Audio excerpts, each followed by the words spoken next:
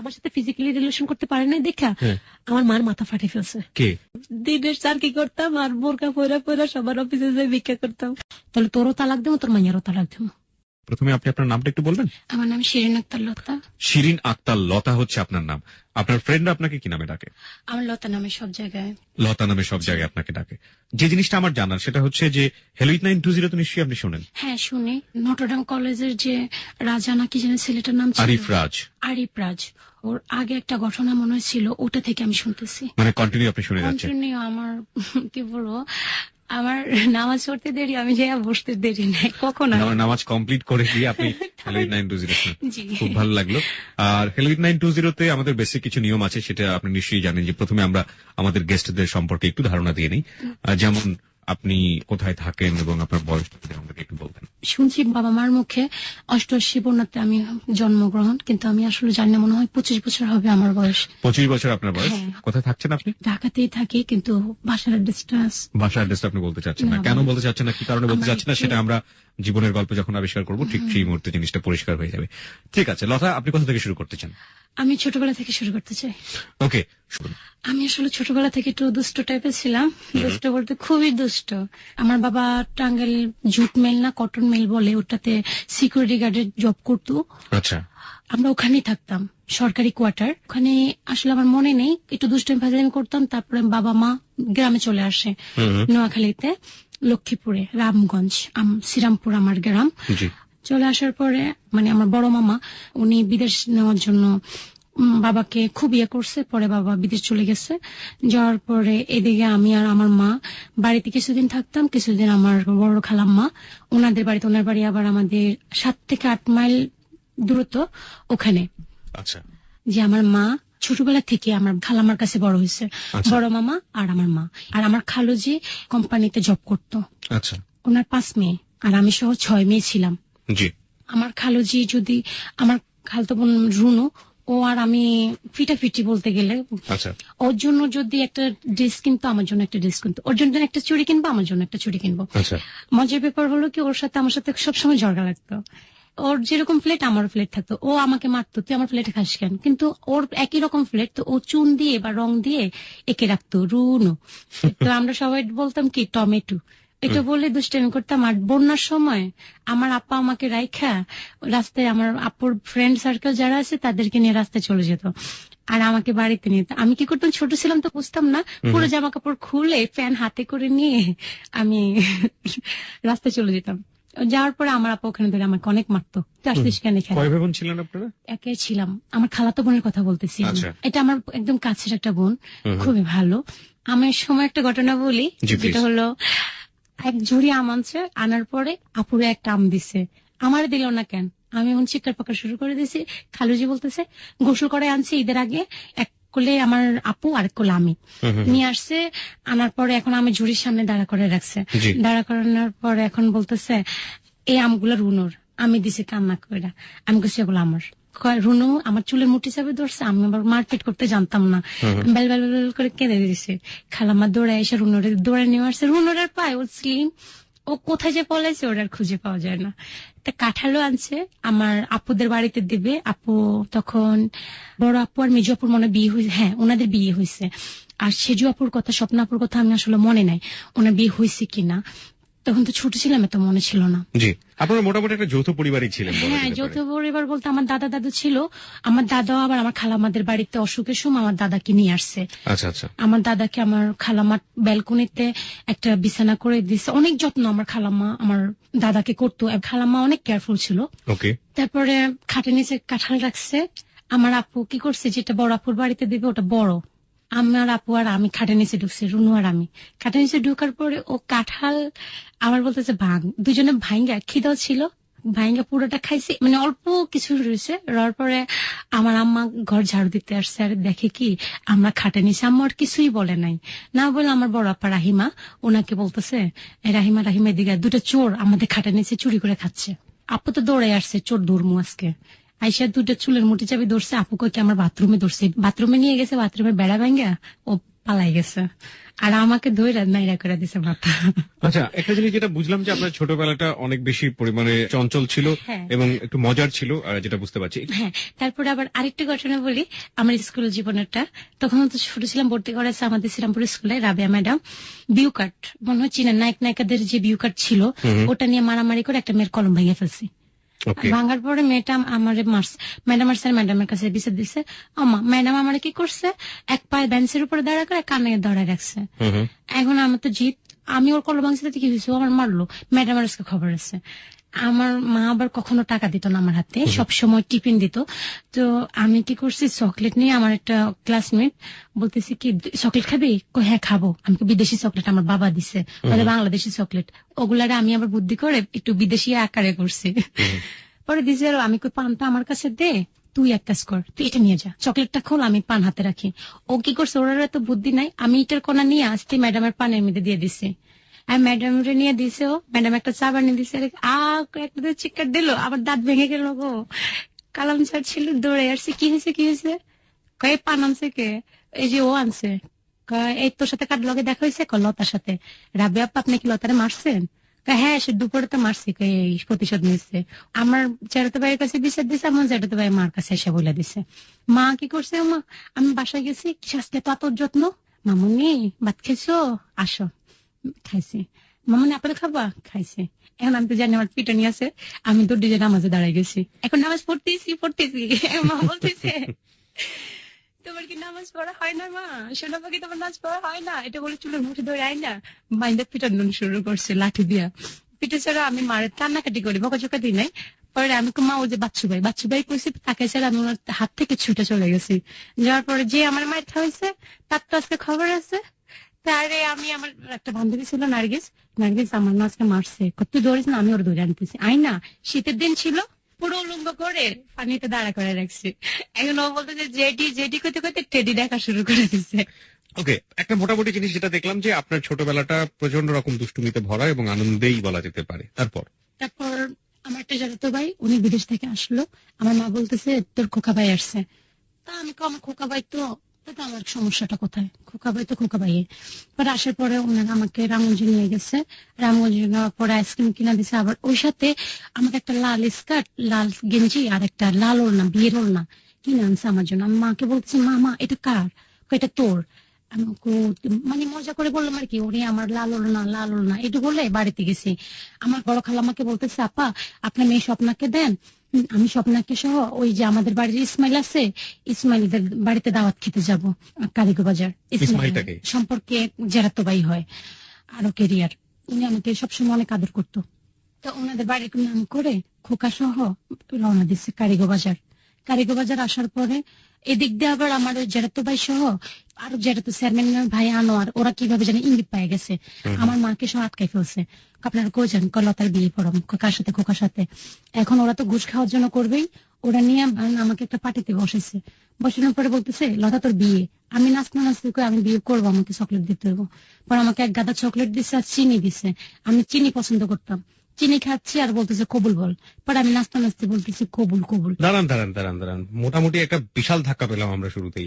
আপনাকে বিয়ে পড়ানো হচ্ছে সেটা বুঝতে পারছি, কিন্তু হঠাৎ করে বিয়েটা চলে এসছে, এক। দুই নাম্বার যেটা, সেটা হচ্ছে যে এখানে বাবার কথা একেবারে জানতে পারছি না। আপনার বাবা বাইরে থাকে, বাবা এখনো জানে না, বাবার কথা একটু পরে আসতেছে। দাঁড়ান, আমি একটু যেহেতু ছোটবেলার প্রসঙ্গটা চলে এসছে আপনার, আমি একটু জানতে চাই আপনার বাবাকে আপনি ছোটবেলার জন্মেই দেখেছিলেন না দেখেন?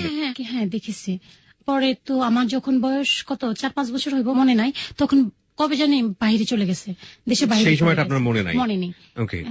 এবং প্রসঙ্গটা যখন বিয়ের প্রসঙ্গ, তখন বাবা বাইরে থাকে, তখন বাবা দেশের বাইরে থাকে, সৌদি আরব থাকে।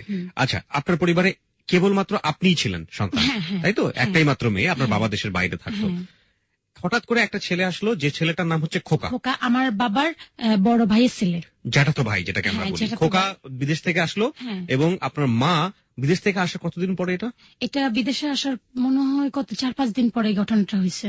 খোকার বয়স কত ছিল? খোকার বয়স তখন ছিল 29 না 30 এমন হবে, আর আমার বয়স ছিল 6 থেকে 7 বছর, মনে হয় 7 বছর হতে পারে, 7 থেকে 7.5-8 এরকম হবে আমার মনে নাই। আপনি কোন ক্লাসে পড়তেন তখন? তখন 2তে পড়তাম। ক্লাস 2তে পড়তেন?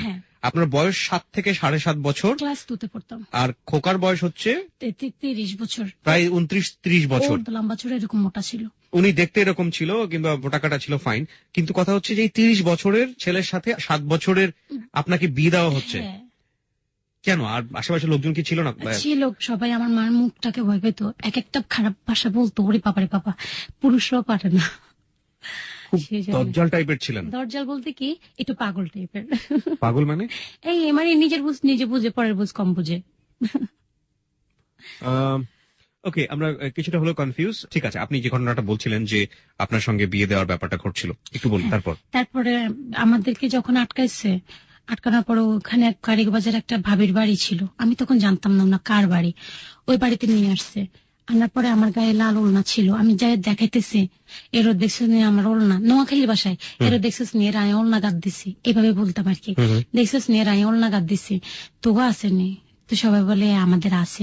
আমি করে নানগো নাই, মানে এটা নোয়াখালীর ভাষা আর কি, মানে আপনাদের নাই। তো ওরা সবাই আমার নোয়াখালীর ভাষাতেই বলতে পারেন, কোনো সমস্যা নেই। দেখছেন এরা আছে, আর ওর না আছে, আর মা কিনে দিছে, আরে খোকা ভাইও কিনে দিছে, করে তো তোর হাই হইব, মানে এমনি বলছে আর কি, একটা কথা আর কি, ওটা তো স্বামী হবে। তো আমি বলতেছি স্বামী কি খায় না কি করে, খায় না, ওটা বাইকটা মাথায় দেয়, তোর মা দেখাইব তোর কি করে। এটা বলার পরে আমি কই ও আমার বিয়ে, এটা কই আমি নাচতেছি, এখন আমার মা বলতেছে এই চুপ, বয় পরে বসছি, বসার পরে এখন মা বলতেছে আমি যা করি তোর তা আনতে হইব। আমি কই আচ্ছা ঠিক আছে শুনবো, আপনি বলেন। মানে আমি তখন নোয়াখালীর বাসায় আর কি, বলতেছে তুই কবুল বল। আমি কই না, আমি কবুল কইতাম না, আমার আগে চকলেট দেন। সবাই বলতেছে এই কবুল কর, আমি না চকলেট দেন। তা আমার আম্মা সালাকা ছিল, যে চকলেটটা ওটা আমার ফেভারিট ছিল তো, আর চিনি ফেভারিট ছিল, এই দুইটাই না আমার সামনে দিছে। এখন আমি নাচতে খাইতেছি আর কইতেছি কবুল কবুল কবুল কবুল, এটা বলছি। পরে বিয়ে হয়ে গেছে, হওয়ার পরে আমার এখান থেকে এরা কি টাকা পয়সা নিছে না কি কইছে ভাই আমি জানি না, এটা ছোট ছিলাম তো এগুলো বুঝি নাই। পরে খোকা ওদের বাড়িতে চলে আসছে, আমাকে আমার খালাম্মা গো বাড়িতে নিয়ে গেছে। বিয়েটা হলো কোথায়? কারিগবাজার। কারিগবাজারে কেন হলো? ওখানে কেন হলো আসলে আমি জানি না, এটা মনে নাই, আমি ছোট ছিলাম তো সেই জন্য। ওখানে আমাদের বাসার পাশে তো সেই জন্য। আমি কনফিউজ হয়ে যাচ্ছি, আপনার বয়সটা যেরকম ছিল তাতে আসলে সবকিছু মনে থাকার কথাও না। আমি একটা জিনিস বুঝলাম প্রিয় শ্রোতা এখানে, সেটা হচ্ছে ও যে সময়ের গল্পটা বলছে সেই সময়ে প্রথমত বিয়ে হওয়া তো প্রশ্নই ওঠে না, বাল্যবিবাহ যেটাকে বলে আমরা। কিন্তু বাল্যবিবাহে যেই ছেলেটি ওকে বিয়ে করছে তার বয়স কিন্তু 30-এর কাছাকাছি বয়স, এবং ওর মা ওকে বিয়ে দিচ্ছে। কেন দিচ্ছে, কি কারণে দিচ্ছে, ওর বাবা তো দেশের বাইরে, আমরা ঠিক জানি না। ওর যতটুকু মনে আছে ও বলছে যে আমি চকলেট পছন্দ করতাম, ওই চকলেটটা আমাকে দিয়ে বলা হলো কবুলটা বলার জন্য, চিনি পছন্দ করতাম, ও পরপর কবুল বলে দিল। ও এটাও নিশ্চিত যে ওর বাড়িতে বিয়েটা হয়নি, হয়েছে কোন একটা বাজারে বা কোন একটা জায়গায়। আপনি একটু বলতে পারেন যে ওই বিয়েটার সময় কে কে উপস্থিত ছিল? আনোয়ার ভাই ছিল। আনোয়ার কে? যারা তো ভাই বলে, আরব বাড়ির আরব ঘরের আচ্ছা চেয়ারম্যানের ভাই বলে আর কি। আর আনোয়ার ভাইয়ের বন্ধু বান্ধব ছিল, আমার মনে নাই। আর আমি স্বপ্নাপা ছিল, খোকার সাথে খোকার কিছু বন্ধু ছিল, আমি মনে নাই। আর আমার মা ছিল। এই কজনই? হ্যাঁ। তারপরে আমাকে নিয়ে আসছে খালাম্মাদের বাড়িতে। আর স্বপ্নাপা তো একটু বুঝের, স্বপ্নাপা বলতেছে মা জানেন আজকে না লতার বিয়ে দিয়ে দিছে। খালাম্মাকে তো ওই যে হাগল হয়ে গেছে, এই মাইয়ারে বিয়ে দিছে, ওই কেন একটা অনেক বাড়িবে, আর বাড়ি মধ্যে তো থাকানোর দরকার নাই। এখন আমার খালাম্মা লাগছে ঝড়গা, খালাম্মা কাট্টি কোট্টা সব ফিক্কা মাইরা আর মাইয়া রেখা যাইবে, মানে আমাকে রেখা যাইতো। মা আমার ছোট ছিলাম না, করলে কইরা সোজা হাঁটা ধরছে রাতে, দুপুর রাত। আমার ভয় কম ছিল, রাতে 2টার দিকে হাঁটা ধরছে, চলে আসছে আমাদের বাড়িতে। আর খোকা আল্লাহ রাখলে উনার মার লগে ঝরগা কইরা এরপরে আমাদের বাসায় উঠছে। তখন আমাদের একটা চৌবাড়ি ঘর ছিল আর একটা দোতলা ঘর ছিল। ওই দিনে আমাকে আমার মা পরের দিন আর কি ওর কাছে রাত্রে আমাকে দিছে। আর ও আমাকে কত কিছুর ভয় দেখা, আমি ভয়ে আমি ভাইয়া আমি এটি কি এগুলা বুঝি না, মানে ফিজিক্যালি রিলেশন যেটা ওটা বুঝতাম না। তো বাসরাত বলতে কি একটা রুমে দিয়ে দিছে আর কি। রুমে দেওয়ার পরে ও আমাকে অনেক জোর জবরদস্তি করতেছে ফিজিক্যালি রিলেশনের জন্য। কানতে কানতে শেষ হয়ে গেছে, আমাকে আমার ছাড়ে না, আমি এগুলো বুঝি না এগুলো কি। ও একটু পর আমার কি বলবো, আমার জামার ধরে আর ইয়া ধরে টানা শুরু করে, আমি এগুলো ইয়া করতে পারি না সারা রাত এরকম না। মা ছিল না? মাকে ডাকছিলেন না? ডাকছি না, আমার মা এসব ভয় দেখাইছে, টেন্ডা আছে না, টেন্ডা দিয়া কইছে তুই তো যদি শিক্ষা দেস তাহলে তোর টেন্ডা দিকে দিব। টেন্ডা কি জিনিস? মাছ ধরে যে বড়শি? না না, বড়শির মতো, মানে এটা ওই গজারের একটা মাছ ঘাইয়া যে বর্ষাকালে। আচ্ছা, এক ধরনের বর্ষার মতো দেখতে, ওই যে পানির উপরে ছুঁড়ে মারে। ছুঁড়ে মারে, যেটা ওটাকে বলে টেন্ডা, গ্রামের ভাষায় আর কি টেন্ডা বলে। ওই ট্যাঁটা দিয়ে আপনাকে মারবে?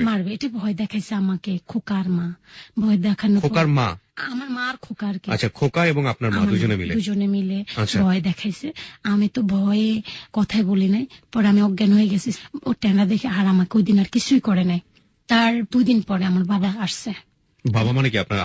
হ্যাঁ, সৌদি আরব থেকে উনি আসলেন? বাবা আসছে সৌদি আরব থেকে। ওকে। আইসা খোকাকে আমার ঘরে দেখা তো বাবা ফায়ার।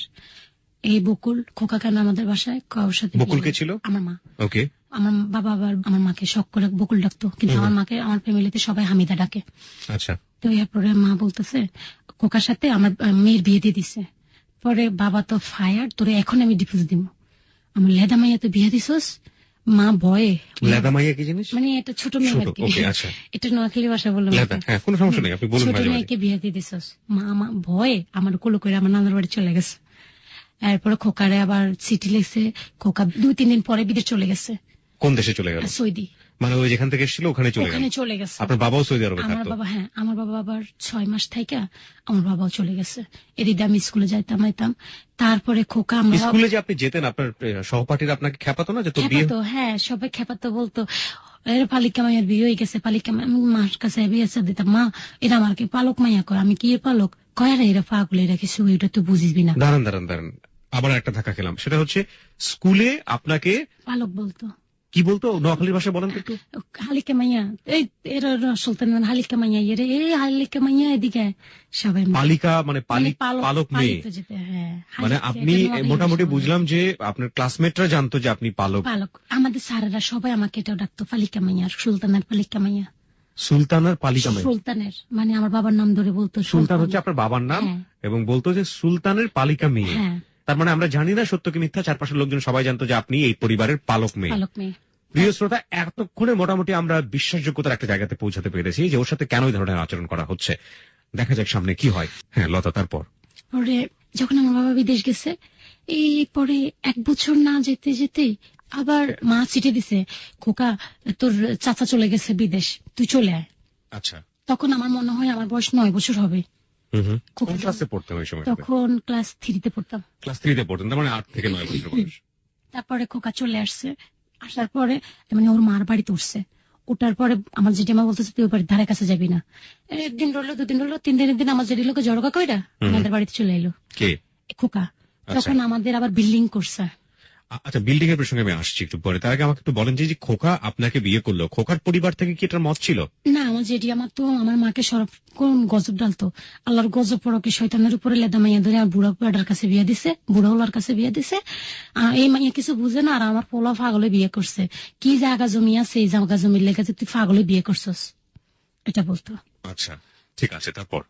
ওর মার সাথে জর্গা টর্গা করে আমাদের বাড়িতে চলে আসছে। আমাদের আবার বাবা বিল্ডিং করে গেছে, সার্ভার টিন দিয়ে গেছে। তখন দাদি ছিল, আমার ফুফু ছিল। খোকা আমার দাদির সাথে কথা বলতে দিত না, ফুফুর সাথে আমার সাথে কথা বলতে দিত না। আমাকে আমার মা আমার 1ম দিন ওদের বাসায় দিয়েছে, ওই রুমে দিয়েছে, খোকারে রুম। এরপরে এই মাসকে দিয়েছে, আমার দাদুর আবার বাইর করে দিছে, আমার রুমে দিয়েছে। আর আমি মা গো চিকার দিয়েছি। ও আমার মানে কি বলবো, ব্যাক সাইডে অনেক ব্লাড বাইর করে ফেলছে। আমার মাও পাশে বসা ছিল, মা একটু কিছু বলো নাই। আমার মায়েরটা ছোটতে আমার মায়েরটা এরকম অত্যাচার করিস না। আমি বয়স। তারপরে আমার এক ভাইয়া পড়াইতো, ওনার নাম পারুক ছিল। উনি আমার বাসায় এসে দেখে আমি হাঁটতে পারি না। পরে আমার সাথে জর্গা লাগছে, চাচি আমার পাগল হয়ে গেছেন, লেদা মাইয়া ধরে বুড়া বেড়ার কাছে বিয়ে দিচ্ছেন, আমি আপনার মেয়ের আর পড়াবো না। এটা লইয়া খোকার লগে জর্গা মারামারি লেগে চলে গেছে। পারুক ভাইয়া জহির ভাইয়া চলে গেছে। উনি আমাদের পাশের গ্রামের। তারপরে আমি স্কুলে যাইতাম, কি করতাম, আমি নিজে স্কুলে মারি খাইতাম। ম্যাডামরাও বলতে পারতাম না আমার যে এরকম অত্যাচার করে। বাসায় আইলে ভয়ে এক সাইডে বসে থাকতাম, খুকায় ভয় লাগাইতো শুধু শলা দিয়া। আজকে তোর শলা দিব এমনি কইতো। শলা কি জিনিস? মানে ওই যে দাঁত খসে শলার মুঠা বলে যে নারিকেল গাছের শলা, যেটা ওইটা দিয়ে আমার ভয় লাগাইতো। বলতো তোরা যে শলা দেবো, তো যদি আমার কথা না শুনোস তোরা যে মাইরেই ফেলবো আমি। বয়ে যাইতাম ওর রুমে, গেলে মা কয়ে চিৎকার করতাম, মাও বয়ে থাকতো।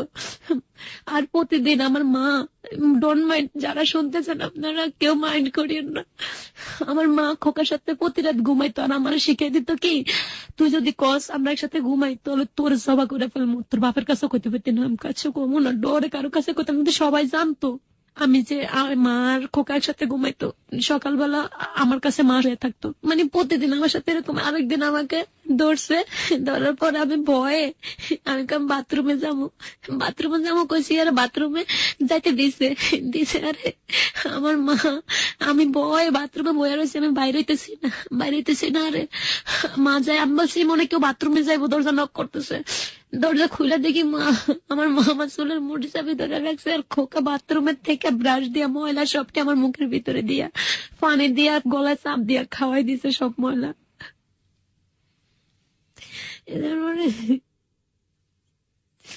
ময়লা খাওয়াই দিছে, আমার বাড়ির সবাই বাচ্চা সবাই ধরে এসে, আর খোকা সবাই লগে ঝগড়া লাগা শুরু করছে, এই আমগো ফ্যামিলির ব্যাপারে তোরা কে? কেউ ডর আইতো না খোকা আর মার মুখের ডরে। মানে আরেকদিন আমার মারা আম্মু আমার রেখা রামুন গেছে, খোকা আমার এদিকে, আমি যাবো না, আমার ভয় লাগে, কত না আইলে তোর বাইরে ফেলবো, আমি যাই না, দেখে আমার চুলের মুড়ি যাবে দৌড়া, যেমন লাথি, এমন কিল, এমন ঘুষি, এমন ফুটবল শুধু শর্ট দিত।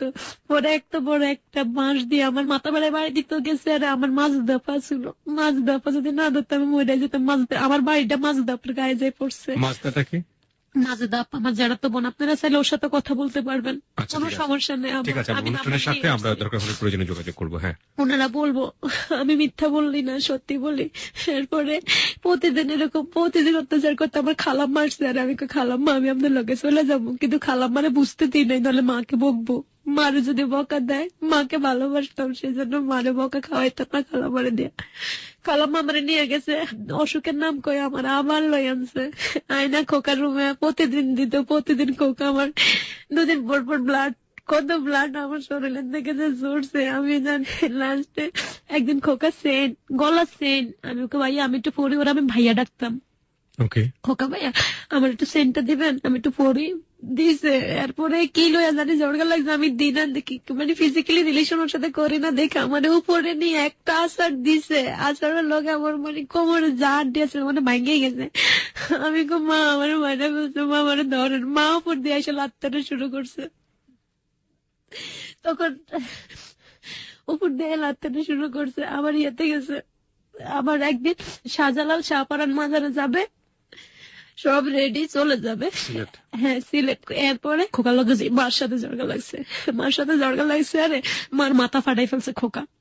এদিক দিয়ে বলি আমার মার মাথা জ্বর ছিল, তো সবাই বলতো ফকির, মানে আমার সবাই না, খোকা আমার ভক্ত ছিল, বাবা ইয়ে ফকির বাবা ইয়ে। আমার মা মারছে, আর ওই কানিসের উপরে উঠে পাগলের মতন অভিনয় করা শুরু করছে। আর খোকা মারছে, আমার মাকে মারছে আর কি, আমার সাথে ফিজিক্যালি রিলেশন করতে পারে না দেখা আমার মার মাথা ফাটিয়ে ফেলছে খোকা। পরে আমার খালাম্মাদের বাড়িতে গেছি, যাওয়ার পরে খালাম্মাকে বলতেছে, খালাম্মা মার তো মাথা ফাটিয়ে ফেলছে। খালাম্মা আসছে, আয়সা খোকারে বকাঝকা করছে, এরকম হয়ে গেছে, মিটমাট হয়ে গেছে। মাহেরা পরের দিন আবার দুজনে একসাথে ঘুমায়। পরে আমি তো আর এটা বুঝতাম না। বাবা আসে না, বাবা বিদেশ থাকে। না, আপনি যেটা বলছিলেন যে বাবা আসে, এটা কি ছিল? এটা বাবা মানে ওই যে ফকির বাবা। কোন ফকির বাবা? কিসের? ওই যে জিন ভূত ফকির বাবা বলে। এটা কেন বলছিল? এটা মার মাথা জ্বর ছিল তো, সেই জন্য বাবা আসে বলতো। এটা কে বলতো? এটা খোকা বলতো। আর আচ্ছা, মানে কবিরাজি করতো আর কি, সবাইকে দেখাইতো উনি কবিরাজ। আমার মা কবিরাজ, দূর থেকে লোক আসতো, টাকা ইনকাম করতো, আমার মা কিছু টাকা ইনকাম করতো। যাক এগুলা, তারপরে 2 দিন পরে ভালো হয়েছে, আরে পরে আবার সিলেট গেছে, যাওয়ার পরে ওখানে ওরা স্বামী স্ত্রী করে আমাদের মেয়ে বানায় ওরা রুম নিছে সিলেটে। হ্যাঁ, তারপরে এক রুমে আমরা ছিলাম। আমাকে এক সাইডে দিছে না মাঝখানে দিছে, আমার মনে নেই ভাই, একজনের নাম মিথ্যা বলতে পারবো না আমি, আমার একটু মনে নাই। পরে ওখান থেকে আমরা চলে আসছি, আসার পরে আমাকে বলতেছে, আমি আবার বাইল টোকাইতাম, বাইল মানে সুপারি পাতা, সবসময় এটা আমার ফেভারিট ছিল। জ্বর হোক আমি ঘরে নাই, আমি বাইরে যেতাম গা। এখন কি আমার মাথায় ঠাডা পড়লো না কি পড়লো আমি নিজে জানি না, আমি বের হয়ে যেতাম গা। তা আমি আয়সা দেখি ওই যে আমাদের জানালা ছিল, জানালার একটু ফাঁক ছিল, তা আমি মা ডাকতে গেছি, আর দেখি খোকা মায়ের গার উপরে। পরে আমি দরজার সামনে যাই শোরুমে, আমি তখন বুঝতাম না এগুলা। আমার দেখি ভাবি আইতেছে, বাচ্চু বাইর বউ, বলতেছে, লতা তোর মা কই? আমি এখন কই? মা মনে বিড়াল মারে, খোকা ঘরে মারে, যদি মারে পরে আমি ভাবি ও বাচ্চু ভাই আছে, আপনি দৌড়ান বাচ্চু ভাইয়ের কাছে যান। বিড়াল মারে মানে? আমি তো জানতাম, আমাকে শিখে তো ওরা ফিজিক্যালি রিলেশন করতো আর আমার বলতো বিড়াল মারে। এগুলো বলতো আপনাদেরকে যেটা বিড়াল মারে? আমাকে বিড়াল মারে বলতো, আমার মা বলতো আমরা বিড়াল মারি। ভাবি আসলে আপনি কি বলতেছেন? ভাবি আসছে আর আমাকে ভাবি ওই যে বাচ্চু ভাই আপনারা ডাকে, ভাবি ভাবছে সত্যি সত্যি বাচ্চু ভাই রিক্সা চালাইতো, ভাবছে রাস্তার মাথা থেকে সত্যি সত্যি ডাকছে, ভাবি দিছে দৌড়। পরে আমি দরজা নক করতেছি আর ওদের মনে সমস্যা হয়েছিল, আমার এই রুম পিটা দিচ্ছে আমার মা দুইজনে মিলা। পরে আমি আপনারা রুমে কি করেন এটা বলছি, দেখে গলার মধ্যে পানা দিয়ে ধরছে, ধৈরা কয় কি তো দরকার আছে আমরা কি করে বিড়াল মারি। আমাদের বাড়ির সবাই জানে সব, কিছু কিছু কাহিনী জানে। আচ্ছা, এই যেভাবে বলতেছি এই সিরিয়াল প্রতিদিন হইতো, প্রতিদিন 3 থেকে 4 বছর আমার উপর অত্যাচার, যেমন লাঠি, মানে কি বলবো ভাইয়া, আমার জীবনে মানে আমার মতো মায়ের কেউ খায় নাই ভাইয়া, কোনোদিন লাঠি, কোনোদিন কি কোমর, মানে মায়ের একটা মানুষের একটা সীমা আছে, আমার মাথা ফাটে গেছে। এই যে মাথা ফাটানো আছে, মায়ের উপর থেকে নিচে ঝাড়তে এইভাবে লাগতে পারতো। ফুটবলটা যেরকম না, ওই যে কাকা ফুটবল, মেসি ফুটবল যেন ফুটবল খেলে, আমার ওরা দুজনে ফুটবল খেলতো আমার নিয়ে। 4 বছর পরে গেছে খোকা বিদেশ যাওয়ার পরে, তখন আমার মা খোকার সাথে ঝড়গা লাগছে। আর খোকা বলতেছে তুই যদি তোর জায়গা জমি না লেখা দেস তাহলে তোরও তালাক দেবো, তোর মাইয়ারও তালাক দেবো।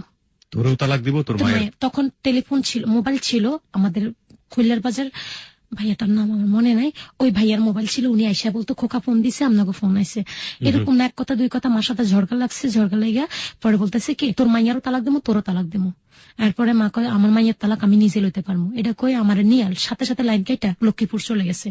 কোর্টে যাই, কোর্ট ম্যারেজ কিভাবে করে না এগুলা, আমার ডিভোর্স লইয়া ফেলছে কয়েকদিনের মধ্যে, ডিভোর্স লইয়া এখন বাবা আমাকে কথা জিগেব, এই জন্য ডিসমিস না পাই আমারে মেজু খালামার দেবরের শ্বশুর বাড়িতে আমার কাজে দিয়ে দিতে হয়েছিল 500 টাকা বেতনে, কিন্তু আমার বাবা বাইরে থাকে, বাড়িতে বিল্ডিং, টাকার অভাব নেই।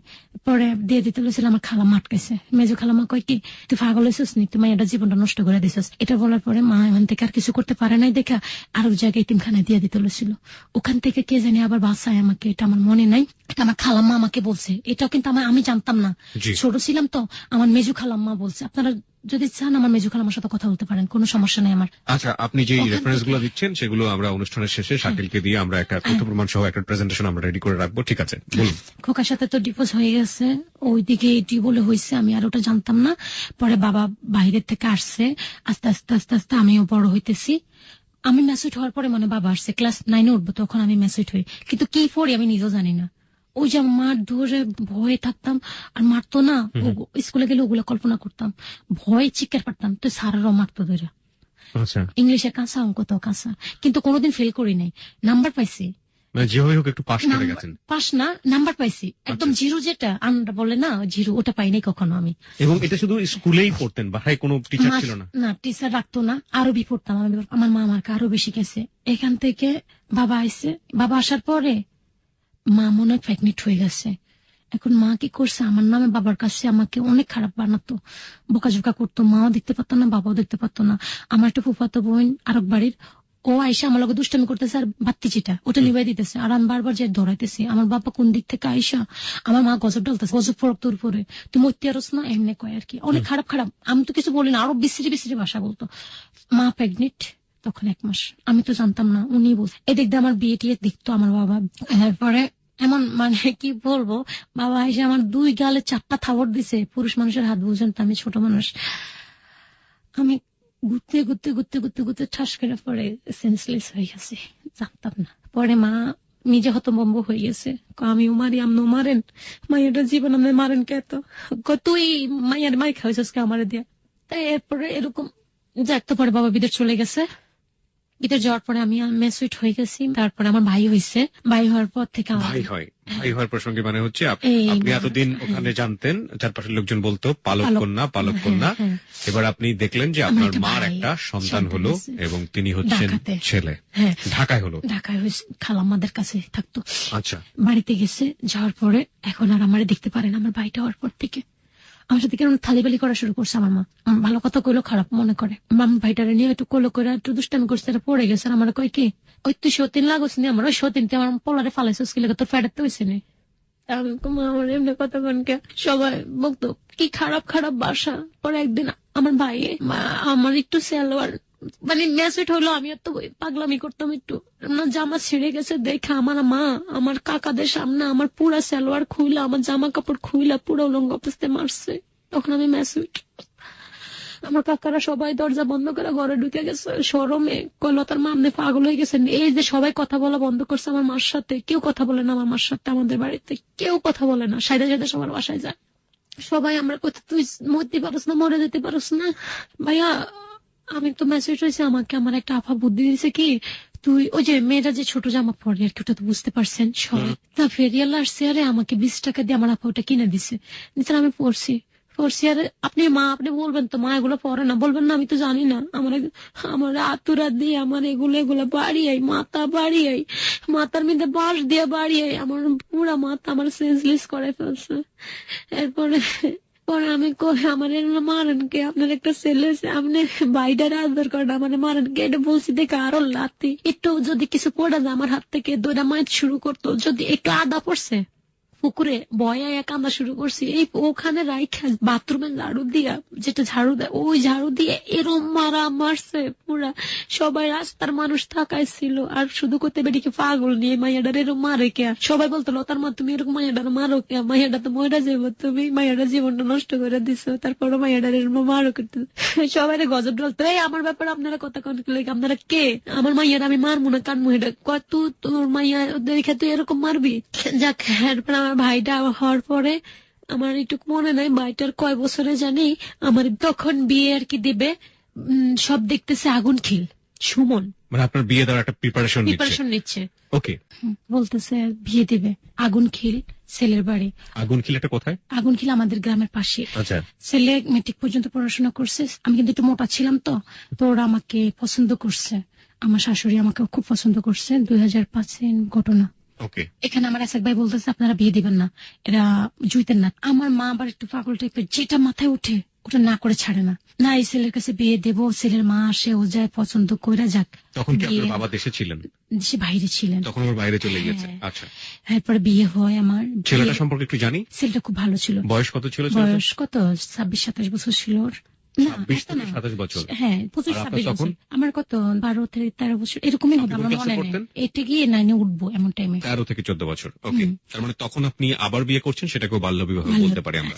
বিয়ের আগের দিনের ঘটনা, আমার মা আমাকে একটা কাপড় ধুতে দিচ্ছে, আমি ওটা ধুই নাই দেখে আমাকে সবার সামনে এরকম মারা মারছে আমার গায়ে হলুদের দিন। বিয়ে দেওয়ার পরে আমার শ্বশুর বাড়িতে আমাকে ওরা অনেক আদর করতো, আমি ঘর লেপতে গেলে আমার পুরো মুখ টুক ভরে ফেলতাম, বুঝতাম না ঘর লেপা। ওরা কি জানতো যে আপনি পালক নেই? না, ওরা ওটা জানতো। ওদেরকে বলা হয়নি? ওটা জানতো মনে হয়, নাকি জানতো না ভাই, ওটা শিওর না। ঘর দৌড় সব লেপতো। আর আমার ব্যাপার ছিল সুজন, জানি না সুজন শুনতেছে কিনা, সুজনের সাথে আমি মারামারি করতাম, ও ছোট আমিও ছোট সমবয়সী। ওরে মায়েরা বাথরুমের মধ্যে ঢুকে ফেলতাম, ও আমার ভয়ে বাথরুমে চলে যেত, ভাবি আমার মারে, সবাই আমার পাগলি বলতো, সবাই আমার শাশুড়ি টাশুড়ি সবাই আদর করতো, আমার পাগলি বৌমা, কিন্তু আমাকে রাঁধতে দিত না, সবকিছু করে দিতাম আমার শাশুড়ি রাঁধতো। আমার শ্বশুরে কি করতো, চকলেট আচার এগুলো আইনে আমার বালিশের নিচে মাথে খাইস। আমার শ্বশুরটা অনেক ভালো ছিল। আর সুমনে মানুষ একটু স্বামী স্ত্রী কত কিছু আনে না, ওর কাছে এগুলো ছিল না, যে বোর জন্য একটা কিছু আনবো, ওগুলা করতো না। তারপরে আমার একটা ভাসুর, এটার নাম শুনলে আমার জিদুডে, পারুক। ওই ছেলে এমন কোন মেয়ে নেই যে নির্যাতন করছে, যাকে দেখে তাকে পটাই ও ফিজিক্যালি রিলেশন করে। ও আমার দিকে নজর পড়ছে, এখন আমাকে বিয়ে করবো, আমাকে বারবার প্রস্তাব দেয়। পরে আমি ভাসুরে আপনাকে প্রস্তাব দিতে বিয়ে করার জন্য? আপন ভাসুর মানে আপনি চাচাতো ভাসুর আর কি। সুমনদের সাথে আবার ওদের সাথে একটু জায়গা নিয়ে দ্বন্দ্ব, আমি রাজি হই না দেখে সুমনের মারে নিয়ে সুমনের কাছে আমার নামে একটা বদনাম করা শুরু করছে। কি বলবো, বলতেছে যে ও আমাকে একটা সিটি দিছে, আমি বুঝি নাই সিটিটা কি, এটা সুমনের হাতে পড়ে যায়। সুমন আমার 2-3টা থাপ্পড় মারছে। চিঠিটা কে দিয়েছে? ভাসুর? ফারুকে। হ্যাঁ, ফারুক ছিল আপনার ভাসুর, আর সুমন হচ্ছে আপনার হাজবেন্ড। আর ফারুকের সাথে ওর কাকি আর কি, ওর কাকির সাথে রিলেশন ছিল, এখন বর্তমানে ওর সাথে সম্পর্ক। ওকে বিয়ে করে ঢাকায় থাকে, আগের হাজবেন্ডকে ছাইরা বাসুরের ছেলের কাছে বিয়ে করছে মহিলা। তারপরে এখন আমি রাজি হই না, সুমনদের সাথে ঝড়গা। কি করছে, বুদ্ধি করে আমার মার কাছে গেছে, বলতেছে আপনার ছেলের ভবিষ্যৎ নাই, আপনার ছেলের দিকে তাকাইবেন না, আপনার ছেলে একটা দিন দিন বয়স হইতেছে, হইতেছে, আপনি আপনার করেন কেন, এই মেয়েকে, ওরা তো লোভী, ওরা টাকা পয়সার জন্য লোভ করে, এইসব বইলা। ও বাবা, আমার মা তো একটা পাগল টাইপের। শোনার পরে আবার এদিক দিয়ে সুমনের মা আমার বলতেছে, আমার শাশুড়ি, লতা আমার 5,000 টাকা ধার দিবা, তোমার মাকে বললো দিতে, তো আমি টাকাটা দিয়ে দেবো। আমি এসে মার কাছে বলছি, ওরে বাবা, মা তো আমার আটকে ফেলছে, আর আমারে দিব না। ওই যে ফারুক এসে সব বলছে যে এইটা এটা হয়েছে, আমার মা এমন তো কুটাইছে ওই বাড়িতে, আমার শ্বশুর বাড়িতে যাইয়া আমার সাথে বলে ফারুকের লগে ফিজিক্যালি রিলেশন আছিল। আমার মা এটা বলে, মা কি বলবো। এরপরে মার পাগলামি উঠে গেছে, মা কোর্ট ম্যারেজ কইরা সবার মানে আমাদের ওখানে একটা ভোট অফিস আছিল, ভোট অফিসে বলতেছে কি সুমন আমার শরীরে হাত দিচ্ছে। মানে একটু বোঝার চেষ্টা করি, আপনার মা চাচ্ছিল সুমনের সাথে আপনার ডিভোর্স হয়ে যাক। এটা কেন? ওই যে ফারুককে বলছে এখন ওনার জায়গা জমি নিয়ে যাবো সুমনরা, হে ভয়ে আমার ওখান থেকে নিয়ে নিতে। ফারুক মানে আপনার ভাসুর, সে এসে আপনার মাকে পটালো এবং সেই জন্য আপনাদের সংসার ভেঙে যাচ্ছে আর কি। সবাই খেপে গেছে আমার মার নামে, তুমি পাগল, সুমন ওই ধরনের ছেলেই না। আমি বউ, সুমনের পায়ে ব্যথা, আমি টিপমু, আমার না টিপতে মানে আমার মা টিপতে যায়।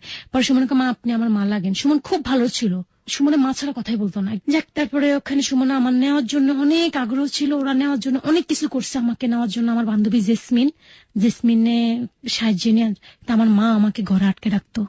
পরে ডিপোজ হয়ে গেছে, এখন আমি বাড়িতে আসছি, আসার একদিন পর আমার মা বলতেছে তোমার খাওয়াইবো কে ঘরের ভিতরে এমনি। তা আমি কই কেন, বাবা বিদেশ আছে না? ওই তোর বাবা বিদেশ আছে, তোর বাবা টাকা পয়সা দেয় না, তুই যাবি আমার বাসার থেকে বাইরে হবি।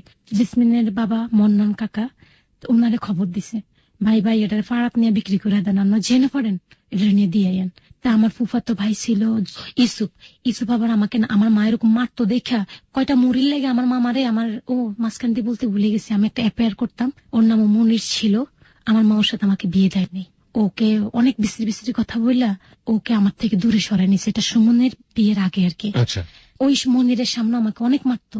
আপনাকে যে দ্বিতীয় বিয়েটা করালো এটার মেয়াদ কতদিন ছিল? 5 মাস। মাত্র 5 মাস। এবং আপনার মা ইচ্ছা করে আমার 2টা বেবি নষ্ট করে ফেলছে আমার মা। এটা একটু শুনি। এটা আমার মা, আমি তো একটু বুঝতাম না। আমার মা বলতো কি আমার সাথে চল, গেছি পরে একটা ডাক্তারের কাছে নিয়ে, ডাক্তারের মহিলা কি জানি 5 টেপ দিয়ে কত কিছু করছে, ডিএমসি করে আর কি। তারপরে 2টা বেবি নষ্ট করছে। এটা কি আপনার হাজবেন্ড জানতো? না, এটা কেউ জানতো না। ওরা মা আমাকে ভয় লাগেছে, সেই জন্য আমি বলি নাই কাউকে। যাক, ওখানে তো আমার এই সাবজেক্ট গেছে গা। এখন কাকারে ধরছে, কাকা আসছে আইসা, এরপর আমার মা ওর হাতে উঠাই দিছে, কইডারে নিয়ে যেখানে পারেন টানবাজার, কি টানবাজার বলে। টানবাজার আপনি জানেন না ওই সময়টাতে? এখনো জানেন না? আমি জানি না। টানবাজার নিয়ে কি বলেছে? বলছে আমাকে টানবাজার বিক্রি করে দিতে। আমার কাকাকে বলছে যে টানবাজার পারেন যেখানে। কত বছর আগেটা? ওই যে 5 মাস পরে আর কি। এখন ডিভোর্সটা করে নিয়েছে। 2 দিন পরে আমাকে বাইরে করে দিছে বাড়ি থেকে। যাক, আমাকে ওখানে নিয়ে আসছে, আনার পরে আমার ভাইয়ার কাছে দিস। আমার কাকার আমি কইছি আমার ভাইয়ার নাম্বার এটা, বোরকা পরে আসছে, আমার ভাইয়ার কাছে আমার দিয়ে আসেন। কোন ভাইয়া এটা? এটা আমার ফুফাতো ভাই, ওনারা ওখানে গার্মেন্টস চাকরি করতো। ফুফাতো ভাই কি আপন ফুফাতো ভাই? এই আমার বাবার মেজো বোনের ছোট ছেলে ইসুফ। ওরা রংপুর থাকে আর ওরা গাজীপুরেও থাকতো, পোড়াবাড়ি। তো আমাকে পোড়াবাড়ি নিয়ে দিয়ে আসছে। নিয়ে দিয়ে আসার পরে ভাইয়া আমাকে দেখা 2টা চোখের পানি ফালা দিছে, তোর কষ্টটা যায় নাই রে, তোর বিয়ে হয়েছে শান্তি হয় না? আমি না ভাইয়া ভাইয়া গেছে। এরপর আমার ভাইয়া আমাকে গার্মেন্টসে দিয়ে দিচ্ছে। গার্মেন্টসের ওরা আমাকে অনেক আদর করতো, ডাক্তার আপা, জানি না শুনতেছে কিনা।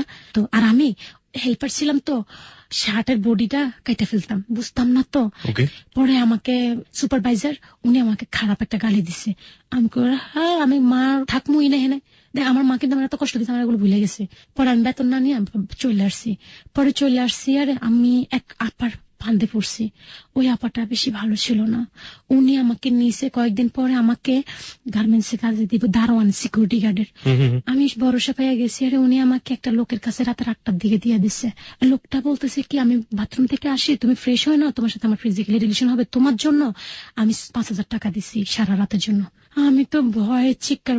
পরে আমি বাধ্য হয়ে ওনার পকেট থেকে 2 না 3000 টাকা ছিল মনে নাই, এই টাকা চুরি করে আমি ভেগে গেছি। আমার সাথে কিছু করতে পারে নাই, ওনাদের বাইরে দিয়ে বাথরুমে সিট কেটে দিয়ে আমি বাইরে ভাইগে চলে এসেছি।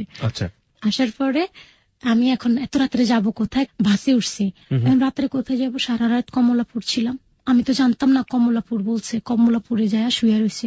ওখান থেকে যাক রাজধানী মার্কেট আসছি। রাজধানী মার্কেটে এসে কান্নাকাটি শুরু করে দিচ্ছি, কান্নাকাটি শুরু করছি। আরে জানি না শরীফ ভাইয়া আপনি শুনতেছেন কিনা। শরীফ ভাইয়া একটা খুব ভালো ছেলে, যেমন স্মার্ট, খুবই ভালো ভাইয়া ছিল। এখন আমাকে বলতেছে তোমার বাড়ি কই? আমি আমার বাড়ি নোয়াখালী। কোথায়? রামগঞ্জ।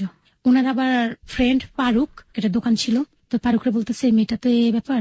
কয় না রে, ও তো লোকেশন ভালোই বলছে, ঠিক আছে মেয়েটার দোকানে নিয়ে আনে, মেয়েটা অসহায় যাবে কই। ভাইয়ার দোকানে ভাইয়া আমাকে চাকরি দিচ্ছে, খাওয়া থাকার মতো। সেলসম্যান করতাম, বুঝতাম না ইয়া করতাম। কিসের দোকান ছিল এটা? এটা পেটিকোট, ব্লাউজ, মেয়েদের যাবতীয় যেটা আন্ডারগার্মেন্টস এর দোকান ছিল। হ্যাঁ, পরে ভাইয়া আমাকে ওখানে দিয়ে দিচ্ছে। তার একটা মেয়ের সাথে, রূপা নামের একটা মেয়ে, জানি না রূপাপা শুনে কিনা, রূপাপা আর মরিয়ম আপু, ওনারা অনেক ভালো ছিল। তারপরও আমাকে দিয়ে পানিটা নিয়ে আগাইতো, ওনার বাসায় ছিলাম। তারপর ওনার আম্মা আমাকে খাওয়াই দিত, মরিয়ম আপুর আম্মা। আবার রূপা আপুর বাসায় কয়দিন থাকতাম। এদিক দিয়ে আমি বাড়িতে যাওয়ার জন্য কান্নাকাটি শুরু করে দিছে, আমার মাকে দেখবো, মাকে দেখবো কইয়া।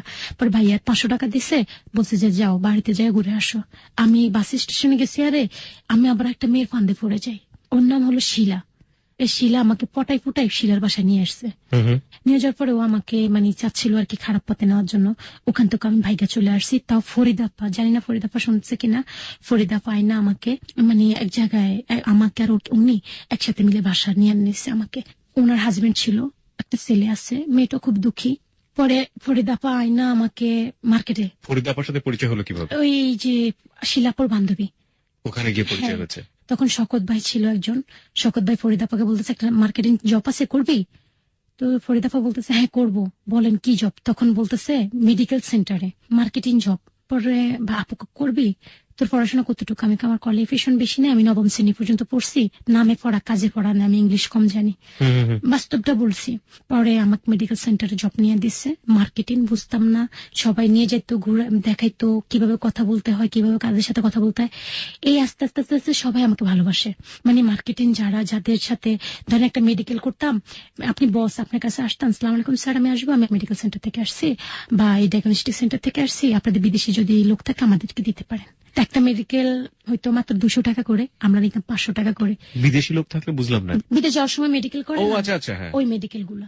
তো আমার রেগুলার 15 দিন না যাইতে আমার কাজ, প্রতিদিন আমার 5,000 টাকা ইনকাম ছিল। মাসের যে বেতন আছে ভাইয়া, আমি সপ্তাহে আমার মাকে বাজার দিতাম, আমার মারে আমি কাপড় চাপড় দিতাম, নিজে একটা টাকা ইয়া করতাম না, মারে সব টাকা দিছি। এরকম দিতে দিতে দিতে দিতে 3-4 বছর আমি আমার মাকে প্রতি সপ্তাহে 5,000 টাকা করে দিতাম। কোনো খারাপ না ভাইয়া, মেডিকেল করতাম না, ওই টাকাটা ইনকাম হইতো। তখন প্রচুর কাজ যাইতো বিদেশে, প্রচুর। দৈনিক আমার 50 থেকে 100টা মেডিকেল, 100টা মেডিকেলে তো আমার 5,000 টাকা এমনি উঠে যেত, আবার বেতন পাইতাম। কি বকশিস দিত আপনাকে? বকশিস যে মেডিকেল নিতাম 500 টাকা করে দিত, 300 টাকা করে আমার থাকতো, অফিস 200 টাকা করে নেওয়া যেত। আর মাস শেষে আমার বেতন থাকতো, কনভেন্স 20 টাকা করে থাকতো। আচ্ছা, ওটা দিয়ে আমি গাড়ি ভাড়া, আর আমি একটা রুম। তখন ফরিদাপ্পা, আবার আমার সাথে ফরিদাপ্পার সাথে একটু ঝগড়া হয়। ফরিদাপ্পা উনার বেবি নষ্ট হয়ে গেছে, ওই খরচ আমি দিছি, জামাই রেখে চলে গেছে, কিন্তু উনি আমাকে মানে খুব অবহেলা করা শুরু করছে। পরে আমি চলে আসছি আমার মতো, আমি নিজে চলে আসছি। আসার পরে ফরিদাপ্পার বাড়িতেও গেছি, ফরিদাপ্পার আম্মা আমাকে অনেক আদর করতো, ওনার চাচিটা আমাকে খুব আদর করতো, আমাকে ভাত খাওয়াই দিত। এখন আমি ওনার কথা মনে পড়লে কান্নাকাটি করি রাত্রে, যারা আমাকে আদর করছে তাদেরকে জন্য। পরে আমি মাকে বলতেছি এরকম হয়েছে, চলতেছি চলতেছি ফিরতেছি, হঠাৎ করে মা আমি বাড়িতে গেছি, আর দেখি একটা ছেলে আমাদের বাসায়। সবাই আমাকে এমনি ফোন করে বলে, লতা তোদের বাসায় একটা ছেলে আসে, মনির, চাঁদপুর বাড়ি, তোকে বাসায় আসে কে? আমি বিশ্বাস করি নাই। আমার মা বুঝি ভালো হয়ে গেছে, আমার মা বুঝি এরকম করবো আবার। আমি বাড়িতে গেছি, আর দেখি ও রাতের কি ব্যাপার, আমি যাইতে যাইতে রাতে 10টা বেজে গেছে, ও আমার রিসিভ করতে আসছে। আপনি কে? বলতেছে আমি মনির। পরে ও আমার বাসায় যাইতেছে না, রাতে 2টা পর্যন্ত আমাদের বাসায়। দিচ্ছি একটা ধমক, আপনার কি লাজ লজ্জা কিছুই নাই? আমাদের বাড়িতে আপনি থাকেন কেন? আমার বাসায় আসছেন কেন? আমি একটা মেয়ে মানুষ না? আপনি আমাদের বাসায় আসছেন কেন? ও রাগ করে চলে গেছে। পরের দিন আবার আমি রাত্রে ঘুমাইতেছি, ও আইসা আমার শরীরে হাত টাচ করছে, আর আমি চিৎকার দিয়ে ওটা ঠাস করে, আমার হাতে যুদ্ধুর হাত ছিল, আমি ধাম করে একটা মাইরা দিচ্ছি। আর আমার মা পাশের রুমে কয় কি সেমন করিস কে, ওর সাথে তোর বিয়ে দিমো? আমি তো একসময় প্রেম করছি, তো বাসু কাকার সাথে আমার সাথে সম্পর্ক ছিল না, আমরা তো প্রেমের আগে অনেক কিছু করছি বিয়ের আগে, তাই আমরা তো আমাদের নিজের মতো নিজে হয়ে গেছি। আমি মনে মনে আপনি কি কি ছিলেন এটা আমার জানা আছে, মনে মনে বলতাম। আমি এমনি খারাপ একটা বাসা, ভাইরা আমার বাসার থেকে এখন বাইরে বেরোলে আমি চলে যাবো। পরের দিন ডাক করে জিদ করে চলে আসছি ঢাকা। মা 2 দিন পরে অসুস্থর কথা বললে আমাকে আনছে, আবার মরে যাবো মরে যাবো মরে যাবো, মা মরে যায়। আসছি, আমার কথা শুনে না দেখা ভাইয়ের কথা বলতেছে, ভাই অসুস্থ। তা ভাই লাগে আমার টান বেশি, ভাইয়ের কথা বললে আমি চলে আসবো, ছুটে আসবো। ভাইয়ের কথা কইছে, আমি চলে আসছি। আসার পরে এখন মা পরের দিন রাত্রে এক হাতে বিষের বোতল, আর এক হাতে আমার ভাই, আর মনির হাতে দড়ি, বলতেছে তুই যদি মনিরে বিয়ে না করস তাহলে আমি বিষ খামো, আমার পোলারও বিষ খামো, আর নাহলে আমি বিষ খামো, তোর ভাই এতিম হইব। এখন আমি তো কান্নাকাটি শুরু করছি, আমার মা মরে গেলে আমার ভাইটা এতিম হয়ে যাবো, আমি কার কাছে যাবো? মা ডাকবো কারে? ভাই তো এতিম হয়ে যাবো। ও তুই তো তোর ভবিষ্যৎ চিনা নিছিস, তুই তো নিজে নিজের রাস্তায় রাস্তায় ঘুরতে পারবি, আমার ছেলের কি হইব? পরে এগুলো বিবেচনা করে মার মুখের দিকে তাকায় একবার, ভাইয়ের মুখের দিকে তাকায় একবার, পরে জোর জবরদস্তি করে রাজি হয়েছি। পরে 20টা দিন ছিল, নিয়ে গেছে বিয়ে পড়াতে। রফিক কাকা জানি না শুনতেছে কিনা, রফিক কাকা বিয়ে পড়াইছে। রফিক কাকাটা কি? এটা হলো কাজী বলে না? আচ্ছা, কাজী। ওইটা উনি। রফিক কাকা বলতেছে, লতারে তো জীবনে 2টা ঝড় বয়ে গেছে, তো আবার বিয়ে করবে? আমি কাকা মামুরা যাইবো। কাকার আবার ঘুষতে জানি না, আমি দেখি নাই আর কি, কাকার কেমনি কেমন জানি পটাই ফেলছে ওরা। মনির আছেন আমার, যেটা আমার অ্যাফেয়ার ছিল, ওর বাবা ছিল, আমার কামাল কাকা ছিল, মনিরের ভাই কবির ছিল, ওরা সবাই ছিল। আমি আনছি, মানে আমার এই কাবিন নাম্বারটা আমার কাছে আছে, আর কিছুই নাই। এটা আমি উঠেছি, আপনি দেখতে পারবেন। ওইটার মধ্যে যাতে সাইন আছে, ওরা ছিল। তারপর ওরা সাইন দিছে, বিয়ে হয়েছে। আমি তো কান্না কাটি করতে করতে আমার তো জীবন একটা ঝড় হয়ে গেছে। পরে ভাইয়ের মুখের দিকে তাকে আবার বিয়ে বসছি। দেখ, বিয়ে বসার পরে বাসরের দিন আমাকে 50 টাকা দেয়। 50 টাকা দেয়, তো আমার মার থেকে না, আমার মার থেকে আমার টাকা নিয়ে আমার বুঝে হাসতেছি। হ্যাঁ, কাবিন নামাতে কত ছিল? আমার ভাইয়া 2 লাখ টাকা মনে হয়, আর দেনমোহর আর 20,000 টাকা কইছে দিছে, অল্প দেয় নাই। এটা মিথ্যা কথা লিখছে, নাহলে তো বিয়ে হবে না। এই মনির ছেলেটা কে ছিল? মনির ছিল চাঁদপুরের, ফার্নিচারের কাজ করতো। আপনাদের এলাকায় কি করতে গিয়েছিল? আমাদের এলাকা, আমাদের দোকানে ফার্নিচারের কাজ করতো। আপনাদের দোকান ছিল? আমাদের দোকান ছিল, এবং কি ভাড়া দিত আমার মিজান ভাইয়ের কাছে। মিজান ভাইয়ের মিস্ত্রি এই মনির। মানে দোকানটা আপনাদের? হ্যাঁ, ভাড়া নিয়ে। মিজানটা কে ছিল? মিজান আমার পূর্বের বাড়ির আমার একটা জায়গা ভাই ছিল, তার কাছে দোকানটা ভাড়া দিতেন, আর উনি ওনার মিস্ত্রি ছিল হচ্ছে মনির, যার সাথে আপনার মার রিলেশন? না, মার সাথে রিলেশন কি, আমাদের বাসায় আসতে যেত। এখন সবাই এটাই ধারণা করছে যে আমার মার সাথে ওর সাথে রিলেশন দেখে মা কুল পায় না দেখে আমার বিয়ে পড়ে দিছে। এটাকে আমাদের বাড়ির সবাই বলছে এই কথা। প্রথম ঘটনাটাও আমরা একই রকম দেখলাম, দ্বিতীয় ঘটনাটাও আমরা একই রকম দেখলাম, এবং দ্বিতীয় ঘটনাটা একটু ডিফারেন্ট পেয়েছে, কারণ দ্বিতীয় ঘটনাতে আপনার মা চেয়েছিল এক ধরনের সম্পর্ক করার জন্য সুমনের সাথে, কিন্তু সেটা সে পারেনি। আর তৃতীয় ঘটনার ক্ষেত্রে আমরা একই রকম জিনিস দেখছি। এটা আপনার কাছ থেকে আমরা শুনছি। বাকি যেটা সেটা হচ্ছে ওপরওয়ালাই ভালো জানেন কতটুকু সত্য, কিন্তু সবচেয়ে বড় যেটা ব্যাপার, একের পর এক যে সন্তানের প্রতি এই অন্যায় আচরণগুলো, সেগুলোতে একটা জিনিস মোটামুটি এতক্ষণে পরিষ্কার হয়ে গিয়েছে, সেটা হচ্ছে ও আসলে নিজের সন্তান ছিল না।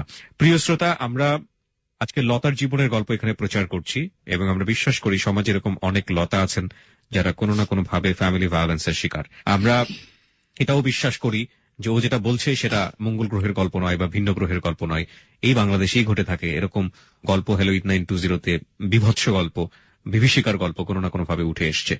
আমরা আজকে যে লতার জীবনের গল্প এখানে প্রচার করছি, সেই জীবনের গল্প থেকে আপনি কি শিখবেন সেটা আপনি হ্যালো 8920 শেষে গিয়ে নিজেকে প্রশ্ন করলে উত্তরটা পেয়ে যাবেন। লতা, আমরা আবারও ফিরছি। মনির আপনাকে মাত্র 50 টাকা দিয়েছিল বাসরাতে। কেন দিল এটা? বাসরাতে কিছু তো দিতে হয়, যে আংটি দেয়, কিন্তু সুমন আমাকে একটা রিং দিছে। সুমন রিং দিয়েছিল, আর মনির আপনাকে একটা 50 টাকার নোট দিল। আপনার তখন বয়স কত? 19-18। তার মানে আপনি তখন প্রাপ্ত বয়স্কা, যেটা বলে বাংলাদেশের বিবাহ 19 হবে, 18 কিংবা 19। ঠিক আছে, আমরা ধরলাম বিবাহের বয়স হয়েছে আপনার তখন। ওকে, তারপরে দিছে। আর এরপরে আমি 2 দিন পরে ঢাকা চলে গেছি। সবাই কানাকষা করতেছে, নিজে না পাইরা খোকার সাথে একবার ইয়া করছে, এখন আবার এই সাথে মাইয়ার বিয়ে দিয়ে দিছে, এগুলা বলতেছে। আমি চলে আসছি, এরকম চলতেছি আমার মিম পেটে আসছে। মিম মানে আপনার মেয়ে? যখন আমি ইয়ে করলাম, মাকে বলছি, মা আপনি কি মনিরকে নিয়ে ঢাকায় ফিরেছেন নাকি? মনির আমাদের বাড়িতে থাকতো। এখানে আবার একটা কথা বলো, মা যেখানে থাকতো ওখানে মনির থাকতো, একসাথে থাকতো। সবাই আমাকে ফোন করে বলতো, লতা তোর মা আর মনির এক বিছনায় শুয়ে থাকে কে রে? ওকে, আপনার বাবা তখন দেশের বাইরে ছিল। এদিক দিয়ে বাবার কাছে তো আমার নামে অনেক খারাপ খারাপ কথা বলতেছে মায়। পরে আমি বিশ্বাস করতাম না, আমি দূর, মা বুঝি এরকম করবো, ভালো হয়ে গেছে আমার মা। এদিক দিয়ে আমি ঢাকা মিম প্যাডে করে চাকরি করি, মাকে টাকা পাঠাইতেছি, সারা মার্কেটে ঘুরি। পরে যখন মিমের 8-9 পড়বো, মা আমি পারতেছি না, আমি চলে আই। না, এখনো তুই থাকবি, আরো কদিন পরে আসবি, তোর বসে বসে খাওয়াই বুকে। আমি মা এইভাবে বলেন কেন আপনি? কয় না, তুই আরো কদিন থাক। এখন আবার বুঝায়, আরো কদিন থাক, তোর বাবু হইলে তোরে কেমনে চালামো। পরে আমি আর থাকতে পারি না দেখে আমি চলে আসছি। আসলাম কি জন্য, একদিন ভালো ছিল, 2 দিনের পর থেকে মনির আমার কাছে ঘুমায় না। কিরে মনির, আমি তোর বউ না? তুই ওই রুমে যে রাত 2টা-3টা পর্যন্ত আমার মার সাথে গল্প করে, রাতের অন্ধকারে মশারির নিচে। তা আমি একটা মানুষ অসুস্থ থাকলে না যায়, তুই প্রতিদিন মার কাছে যে ঘুমাস কি লেগা?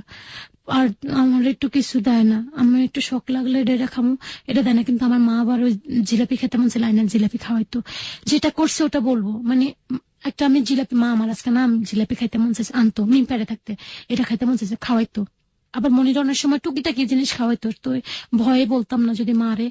এরপরে আমি যদি ডাক দিতাম, মা এসে আমার মারা শুরু করতো। ও আমার রুমে ঘুমাইতেছে, তোর কি হয়ে গেছে, এমন করতেছিস, তোর শরীর অসুস্থ না? মারতো। মার কি কত প্রকার, যেমন লাতি, কিন্তু মনিরে মারতো না।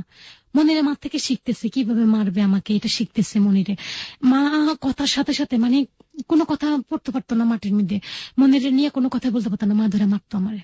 এই নিম প্যাডে অবস্থায় 2 মাস ছিলাম বাড়িতে, 2 মাস আমার পিঠে আমার মা কত যে মায়ের আর কত আতুরার বাড়ি, আমার যে আমার মিম খাওয়ার থাকা অবস্থা আমি পাইছি বলে লাভ নেই ভাইয়া। পরে মিম হয়েছে, মিম হওয়ার পরে আমার বাবা রোজার ঈদের পরে না রোজার আগে জানি আমার বাবা আসছে, আমার এটুকু মনে নাই। আবার দিদি বাবা আসার পরে মা এখন মনিরের সাথে কথা বলা বন্ধ করে দিছে।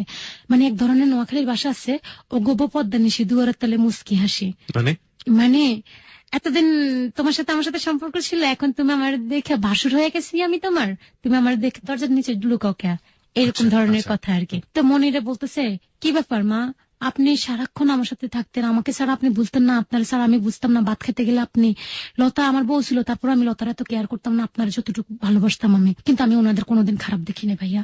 একসাথে ঘুমাইতে দেখছি রাতের অন্ধকারে, কিন্তু কোনোদিন ওদের একটা খারাপ কোনো কিছু দেখি নাই, একসাথে জাস্ট শোয়া দেখছি, কিন্তু খারাপ দেখি নাই কোনোদিন আমি। পরে আমি মিম হয়ে গেছে, বাবা আসছে, আসার পরে মা লাগছে মিমে, মা কথা বলে না দেখে মনির আমার লগে লাগছে জর্গা। মা রাঙ্গুঞ্জ গেছে আমার 26 আমার বাইরে নিয়ে, আর বাবা সহ রাঙ্গুঞ্জ গেছে, মামার বাসায় গেছে। আসার পরে আমার মনির আমার এরকম পিঠ হাত দিয়েছে কাঁচা শরীরে, যে ডাইনিং টেবিল ফিক্কা মারছে আমার এই জায়গা বেড়ায়, তলফেট বেড়ায়, তারপরে ভাত খাজে স্টিলের বল ফিক্কা মারছে এই জায়গা বেড়ায় পড়ছে, আমি সেন্সলেস হয়ে গেছে।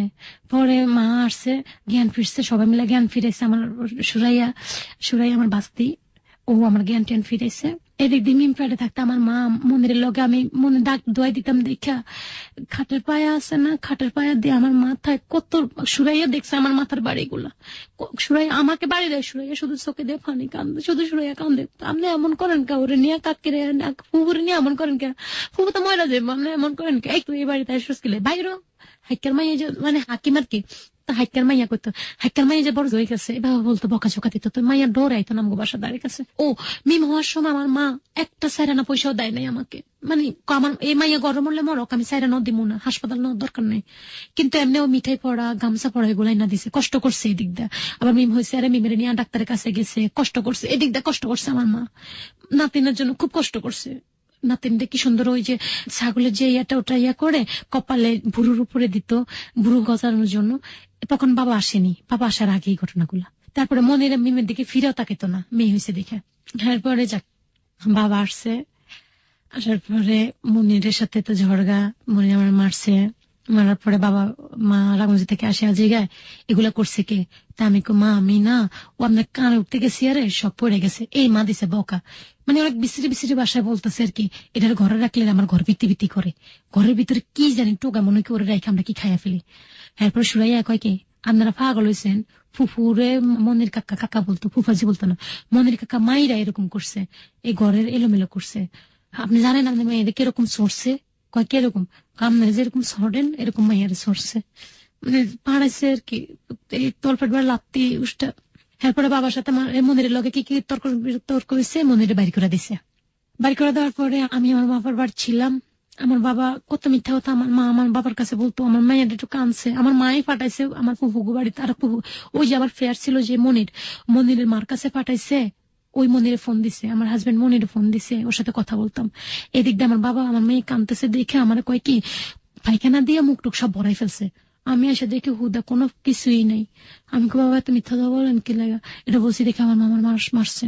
এরপর আমি ঘর ঝাড়ু দিতে গেছি, আমার বাবা কয় শোন এদিকে, আমি বলেন কয় করছে, কিন্তু আমার বাবা একসময় আমি যদি দুধ ভাত খেতো আমার লাগে অর্ধেক রেখা দিত ছোটবেলায়, এটা বাবা আসছি তো বাবার একটু আদর করবার না, আসো বাবার একটু আদর করো, আমার বাবা একসময় করতো এগুলা, ভাই হওয়ার পর থেকে আর করে নাই, ভাই হওয়ার আগে এরকম আদর করতো আমারে। বলতেছে তুই আমার মেয়ে না, তোর আমরা পালক আনছি, তোর জন্মের কি ঠিকানা আমি জানি না।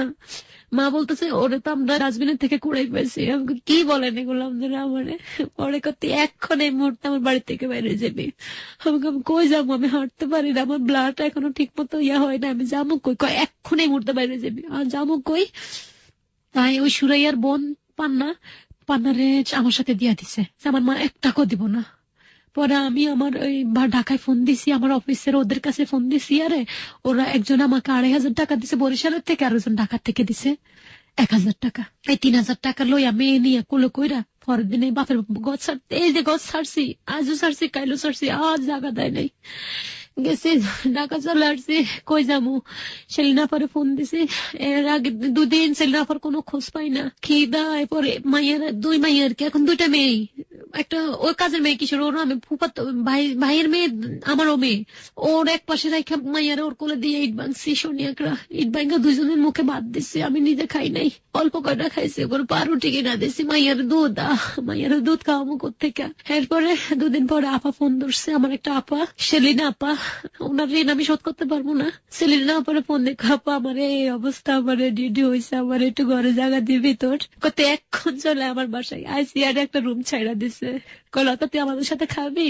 আমি কাপা, আমি তো সারাদিন বাইরে থাকবো, থাক, আমার এত টাকা নাই আপা, আমি খাবো না। মিমেরে পান্নার কাছে দিয়া আমি সারাদিন মার্কেটে দৌড়াদৌড়ি করতাম, আর মাইয়া লাইগা কান্দাম। আমার মাইয়ারে পান্না ফোন করতাম, ঘরে একটা মোবাইল কিনা দিছে, একটা আমি রাখছি। পান্না আমার মাইয়াডারে কষ্ট দিস না রে। পান্না কয় না ফুফু, আমি হুক্কু কইতো, হুক্কু আমি মারি না, আরে ও আমার বোন না। আমি আমার পরে জামা নাই, সেরা জামা, স্যান্ডেল পায়ে। আমি জানি না মিজান ভাই আর জাহিদ ভাই আরো আমাদের ট্রাভেলস এর কিছু কিছু মালিকরা শুনতেছেন কিনা, ওনারা আমার বিমের দুধের টাকা দিছে, যাই ভাই আমার মাইয়ারে পাশেন, আমার কিছু আল্লাহর হস্তে টাকা দেন। সবাই মিলে আমার কিনে তোদের সিনা জামা, এক ভাইয়া আমার জামা কিনা দিছে, কাটা 3 পিস কিনা, আরেকজনে জুতা কিনা দিছে, আরেকজনে আমার মাইয়ার দুধ কিনা দিছে। লাঞ্চ করতাম না রে, আমি যদি লাঞ্চ করি আমার মাইয়াদের দুধ দিব কোত্থেকে? আপার তো ঘর ভাড়া দিতে হবে 1500 টাকা, কোত্থেকে দেব? দুপুরে খাইতাম না, ওই টাকা জমা করে রাখতাম, আর ও মাইয়ারে রান্না করে দিয়ে আইতাম। আর বিমের লেকটু কোনোদিন একটু সুজি খাওয়াইতাম না, 1 কেজি 800 টাকা পট। এই 800 টাকা জোগাইতে জোগাইতে আমার দাঁত 3টা ভাঙতো। ভিক্ষা করতাম, দিনের চারকি করতাম, আর বোরকা পয়রা পয়রা সবার অফিসে যাই ভিক্ষা করতাম। আমার মাইয়াডারে আপনারা বাঁচন, আমার মাইয়াডারে বইরা যাবো, আমার বিমেরে বাঁচন। এই আস্তে আস্তে আস্তে আস্তে আস্তে উঠছি, উভয়ছি একটু। এরপর সবাই অবস্থা দেখে সবাই আবার আমার বেশি কাজ দেওয়া শুরু করছে, মেডিকেলের কাজ দেওয়া শুরু করছে, কাজ চলতেছে। কাজ দিয়ে আমি মাইয়ের দুধ টুধ চালাইতেছি, নিজেও কষ্ট করতেছি, খাইতেছি, কিন্তু দুপুরবেলা আমি খাই নাই। রাত্রে এসে দুগা খাইতাম, আর সকালে দুগা খাইয়া যেতাম, দুপুরে খাইতাম না। কেউ যদি খাওয়াইতাম, কেউ 100 টাকা দিত, কেউ 50 টাকা দিত, এরকম চলছে। মাইয়ারে চালাইছি, মন্দিরে ফোন দিছি, আমি কই যা হবার হয়ে গেছে। ও এর মাঝখান দিয়া আমার বাড়িতে আরেকবার গেছি, এই শেষ যাওয়া গেছি, বাজার টাজার করে নিয়েছি, মাছ নিজে খেতে পারি না, মা বলছে বাজার নিত, পরে অফিস থেকে অ্যাডভান্স নিয়ে বাজার নিয়েছি, যাই পারছি নিয়েছি। এরপরে আমার মার পান্নারে দেয় নাই, দিছে আমার একটা স্বাস্থ্য বোন জ্যোৎস্না, ওর মা আবার ওর একটু মারতো, তো আমার লগে দিয়ে দিছে। আমি মা ওরে দিয়ে না, আমার বড় খালামাকে বাড়িতে দিছে, আর খালামা দৌড়ানি দিছে, ছোট মামার বাসা দিছে, মামা দিছে দৌড়ানি। পরে রামগঞ্জ কার বাসায় রাখছে, পরের দিন আমার সাথে দিয়ে দিছে ঢাকায়, আমার মেয়ে নিয়ে চলে আসছি। এই শেষ আসা আমার বাবার বাড়ির থেকে আইসা। এরপর 2 দিন আমার বাবা আবার কয় কি তুই স্বামী চাস? আমাকে ডাইকা বলতেছে তুমি কি স্বামী চাও না বাপ মা? স্বামীকে 2জনই চাই, কেন 1জন বাইসা নিতে হইব? তা আমি কই আমার তো জীবনটা নষ্ট করছেন, আমার একটা মাইয়া আছে, থাক আপনারা যদি আমার কাছে যদি না আসেন, তাহলে আমার স্বামীরা আমার কাছে দেন। এই মুহূর্তে আমার বাসার ধারে কাছে আর ঢুকবেন। আমার বাবা কয় বাইরে যাবে, মানে আমার বাবা তো একবারে চলে আসছে, এখন একবারে বাড়িতে বাইরে চলে যাবে। যাক গেছি, খাইসা বলতেছি, আরে মানে জ্যোৎস্নারে বলতেছি, ওর নাম জ্যোৎস্না ছিল, আমি ঢাকাইসা সিমলা রাখছিলাম। সবাই আমাকে বাড়ির থেকে হুমকি দুমকি দিতেছে, জ্যোৎস্নারে নিয়ে কোথায় ঢুকাইছস, খারাপ কাজ করাইতেছস। এই জ্যোৎস্নাটা কি ছিল? জ্যোৎস্না আমার স্বাস্থ্য বোন ছিল। ওকে কেন দিল আপনার সঙ্গে? ওর মা ওকে একটু মারতো টারতো, তো ওই মেয়েটাও আবার চলে আসার জন্য একটু রাজি ছিল, গার্মেন্টসে কাজ করবে বলে, তাই ওকে আমার সাথে দিয়ে দিছে। আচ্ছা, একটা জিনিস আমি জানি, যখন আপনার বেবিটা হয়ে আপনি ঢাকায় চলে আসলেন, তখন তো মনিরের আপনার সঙ্গে আসার কথা না। মনিরের বাপের বাড়িতে, মনিরের সাথে কোনো কানেকশন আমার ছিল না, ও রাখেনি। পরে আমি এটা কি আপনার মেয়ে হওয়ার জন্যই? না না, তাহলে ওই যে মা বাইর করে দিছে, সেই জন্য রাগ করে আপনার সঙ্গে যোগাযোগ করে নাই। আচ্ছা, পরে ওখান থেকে মা ওই যে জ্যোৎস্নারে বলছি, বা বোন যতদিন মেয়ে বড় না হইব ততদিন তুই আমার বাসায় থাকবি, এরপরে তোরা আমি মেয়ে বড় হয়ে গেলে ও দাদির কাছে আমি দিয়ে দিব, তুই চাকরি করতে পারবি, এই কথা আমি বলে আসছি। বলার পরে তো বলছে আচ্ছা ঠিক আছে আপা, ঠিক আছে। তারপরে জ্যোৎস্না আমার কাছে ছিল, ওর নাম সিমলা রাখছি, সানার পাড় থাকতাম। সানার পরে একটা 1500 টাকা দিয়ে একটা রুম ভাড়া নিছি, বস্তির মধ্যে, বস্তির মতোই ধরতে গেলে। এখন আমি মনিরে বলতেছি তুমিও রুজি করো, আমারও কিছু দিও, আমি তো মা বাপ সাইডে আছি। মনিরা আমারে আচ্ছা ঠিক আছে দিমু, এটা কই আমার একবার শুধু 800 টাকা দিছে ঘর ভাড়া, আর আমার কোনো টাকা দেয় না। এই ঘর ভাড়া, ওর খাওয়ার খরচ, ওর প্যান্ট শার্ট সব আমার দিতে হয়, ওর বাপ মারও টাকা পয়সা আমার দিতে হয়। আমি কোথেকে দেবো ভাই এখন?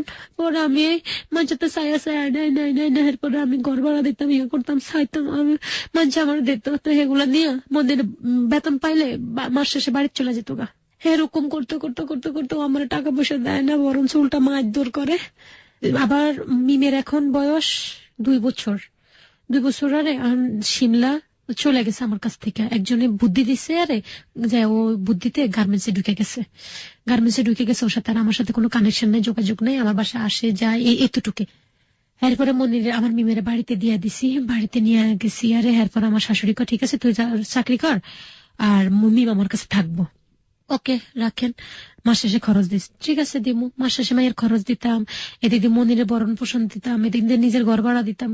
ভাই কিছুতে কিছু হইতো না। যাক, ওখান থেকে মনিরের এরপরে আস্তে ধীরে মনির চলতাম দুজনে, ও একটা টাকা পয়সা দিত না, আমি নিজেই চলতাম, নিজের খরচ দিয়ে ওরা চালাইতাম। কয়েকদিন পরে মনিরে বলতেছে কি আমার তো জায়গা নাই, ভাই একটু জায়গা দিছে, একটু ঘর কিনবি, তাহলে একটা ঘর বিক্রি করবো 50,000 টাকা দিয়ে, 40,000 টাকা দিলেই হইব, কিনবি? তো এরপর আমি কই এত টাকা আমার কাছে কোত্থেকে আইব?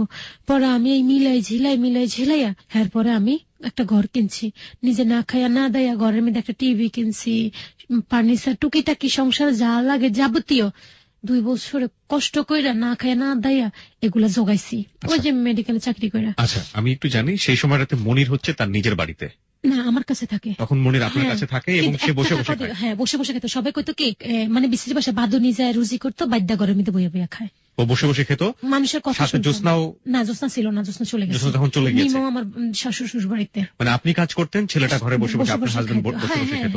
মিম কি করতো? মিম দেশে ওর দাদির কাছে থাকতো, 2 বছর হয়ে গেছে, মানে মনিরের মায়ের কাছে থাকতো। আপনি যেখানে ভাড়া নিয়েছিলেন সেখানে মনির বসে বসে খাইতো, আর আপনি রোজগার করতেন। আর ঘরটা কিনলেন কোথাও? ঘর ও বাড়িতে কিনছি, ওদের বাড়িতে ঘর কিনছেন, ওদের বাড়ির জন্য টেলিভিশন কিনছেন। হ্যাঁ আমার ঘরের জন্য আর কি। আমি আস্তে আস্তে আমার বাসুরের টাকা পরিশোধ করে দিছি ঘরের, এরপরে ঘরের ভিতরে সব ফার্নিচার খাট টাট কিনছি, টুকিটাকি একটা সংসারে যা লাগে নিজে না খায় না দেয় এগুলো জোগাইছি।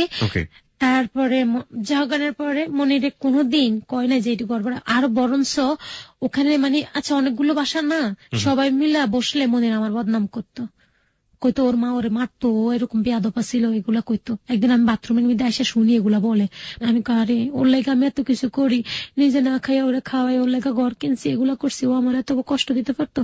এরপর ও বাড়িতে গেছে, বাড়িতে যাইয়া কয় কি লতা তুই চলে আমগো বাড়িতে, আমি রুজি করবো, তুই খাবি।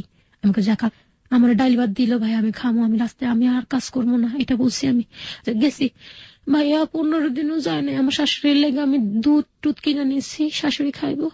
10 দিনও যায় না, আমার শাশুড়ি কয় কি খারাপ বাসায় নষ্ট মেয়ে এনে উঠাইছে, 4-5 আঙ্গিলা বিয়ের মাইয়া উঠাইছে, ইয়া করছে, যে দেখতো যাই দেখতো এটা বিয়ে হয়েছে 3-4টা, এটার আমার পোলা এক বড় পোলা বিয়ে করছে, এটা শরম নাই, এটার ঘিন নাই।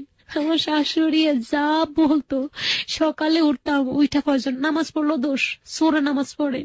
আমার একটা ননস থাকে, ননসে কইতো কি, ননসে প্রতিদিন আমার বিচার করতো, এরা প্রতিদিন আমার লোকে সকালে আমার বাসুরা সবাই মিলে বাইরে যেত, আর ওরা আমার লোকে জড়গা লাগতো, সবাই মিলে জড়গা লাগতো আমার লগে, আমার শাশুড়ি আর আমার বড় ননস জড়গা লাগতো। বিশ্রী বাসা যা কত প্রকার হোক কি মন্দিরে যদি আসতো না বাড়ি থেকে কাজের থেকে, এর ভাইয়া আমার না এগুলা বলে, আমার কইবেই তো সহ্য হবো নাহলে বাইরো, এটা কয়ে লাপ্তি দিয়ে খাটের থেকে ফালাই দিত। ভাইয়া ফিজিক্যালি রিলেশন করতো ততক্ষণ একটু ভালোবাসা ছিল, হ্যার পর থেকে মানে বিশ্রী বাসা যা ছিল ওর মুখে দিতা। তোর মামার কয় বিয়ে বিদেশ নিবো কইছে, বিদেশ নিবো কইয়া তোরে বিয়ে দিছে, এখন তোর মা আমি তোমাকে তো বিদেশ নেওয়ার জন্য ভিসা দিছে, তোমরা এনা যাও নাই, এখানে আমার মার দোষ কি?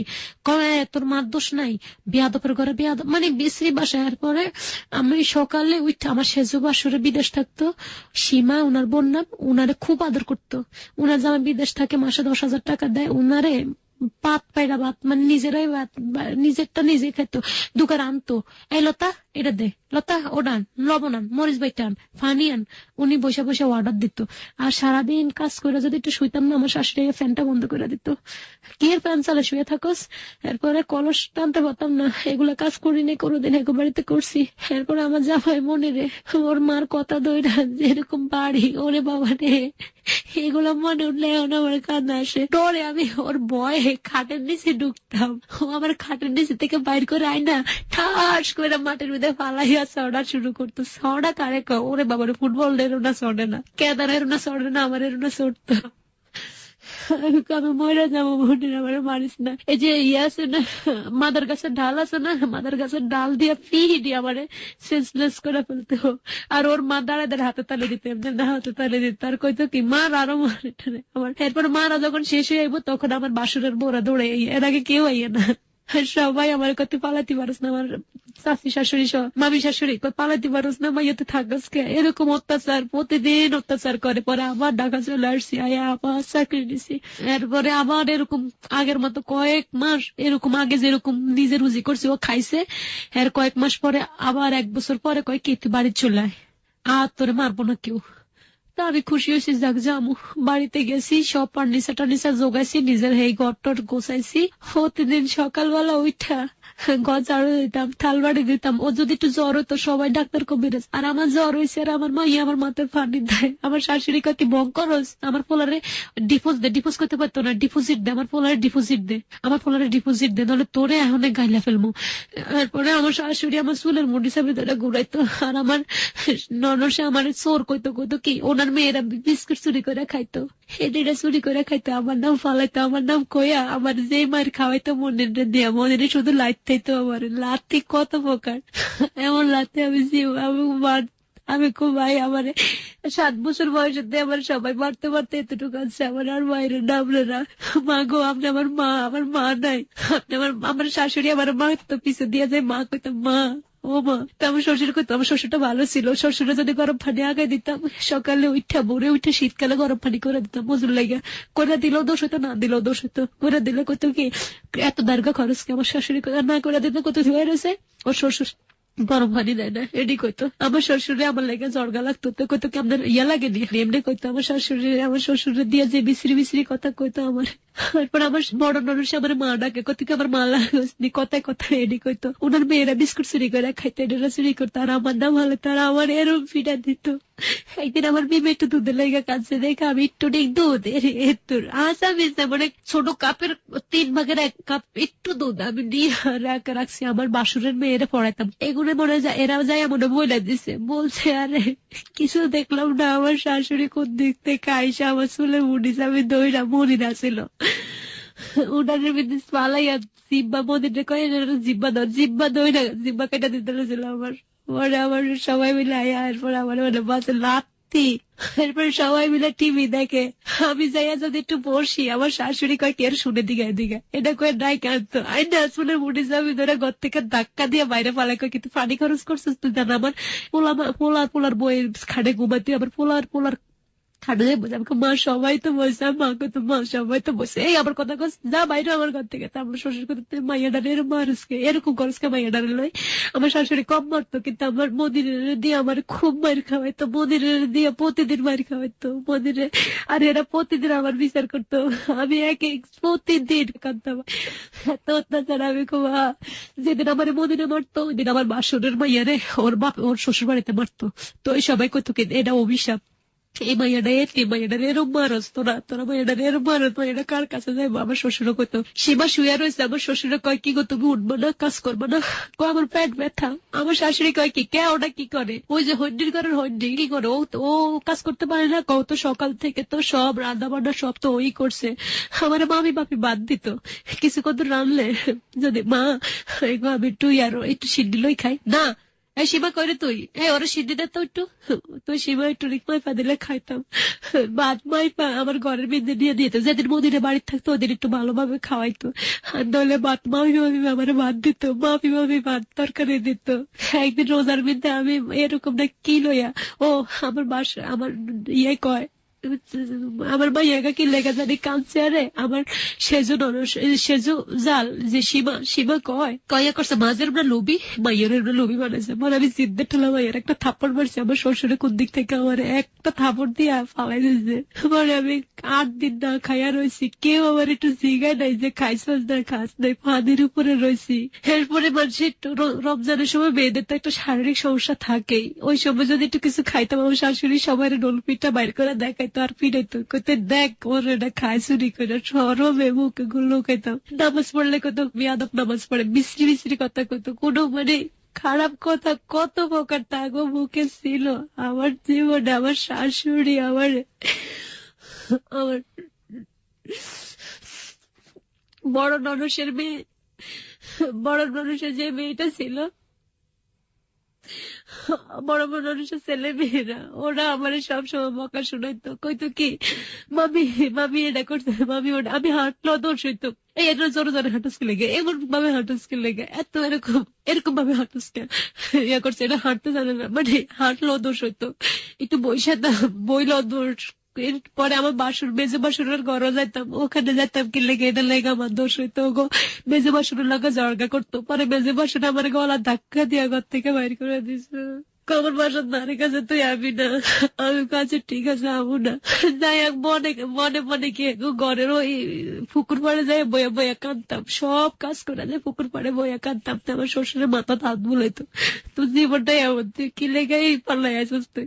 আর আমার শাশুড়ি কইতো কি, ও কি তোমার বউ লাগে, তুমি ওর লাগে এত টার্কি হয়, এমনি কথা কাউ কি লাগে, হয়তো হাই লাগে নি, এগুলো কইতো আমার শাশুড়ি। আমার মাও মারতো, আমার সবাই আমার মারছে, আমার বাবাও মারছে, আপনারা আমার আমি কার কাছে যাবো।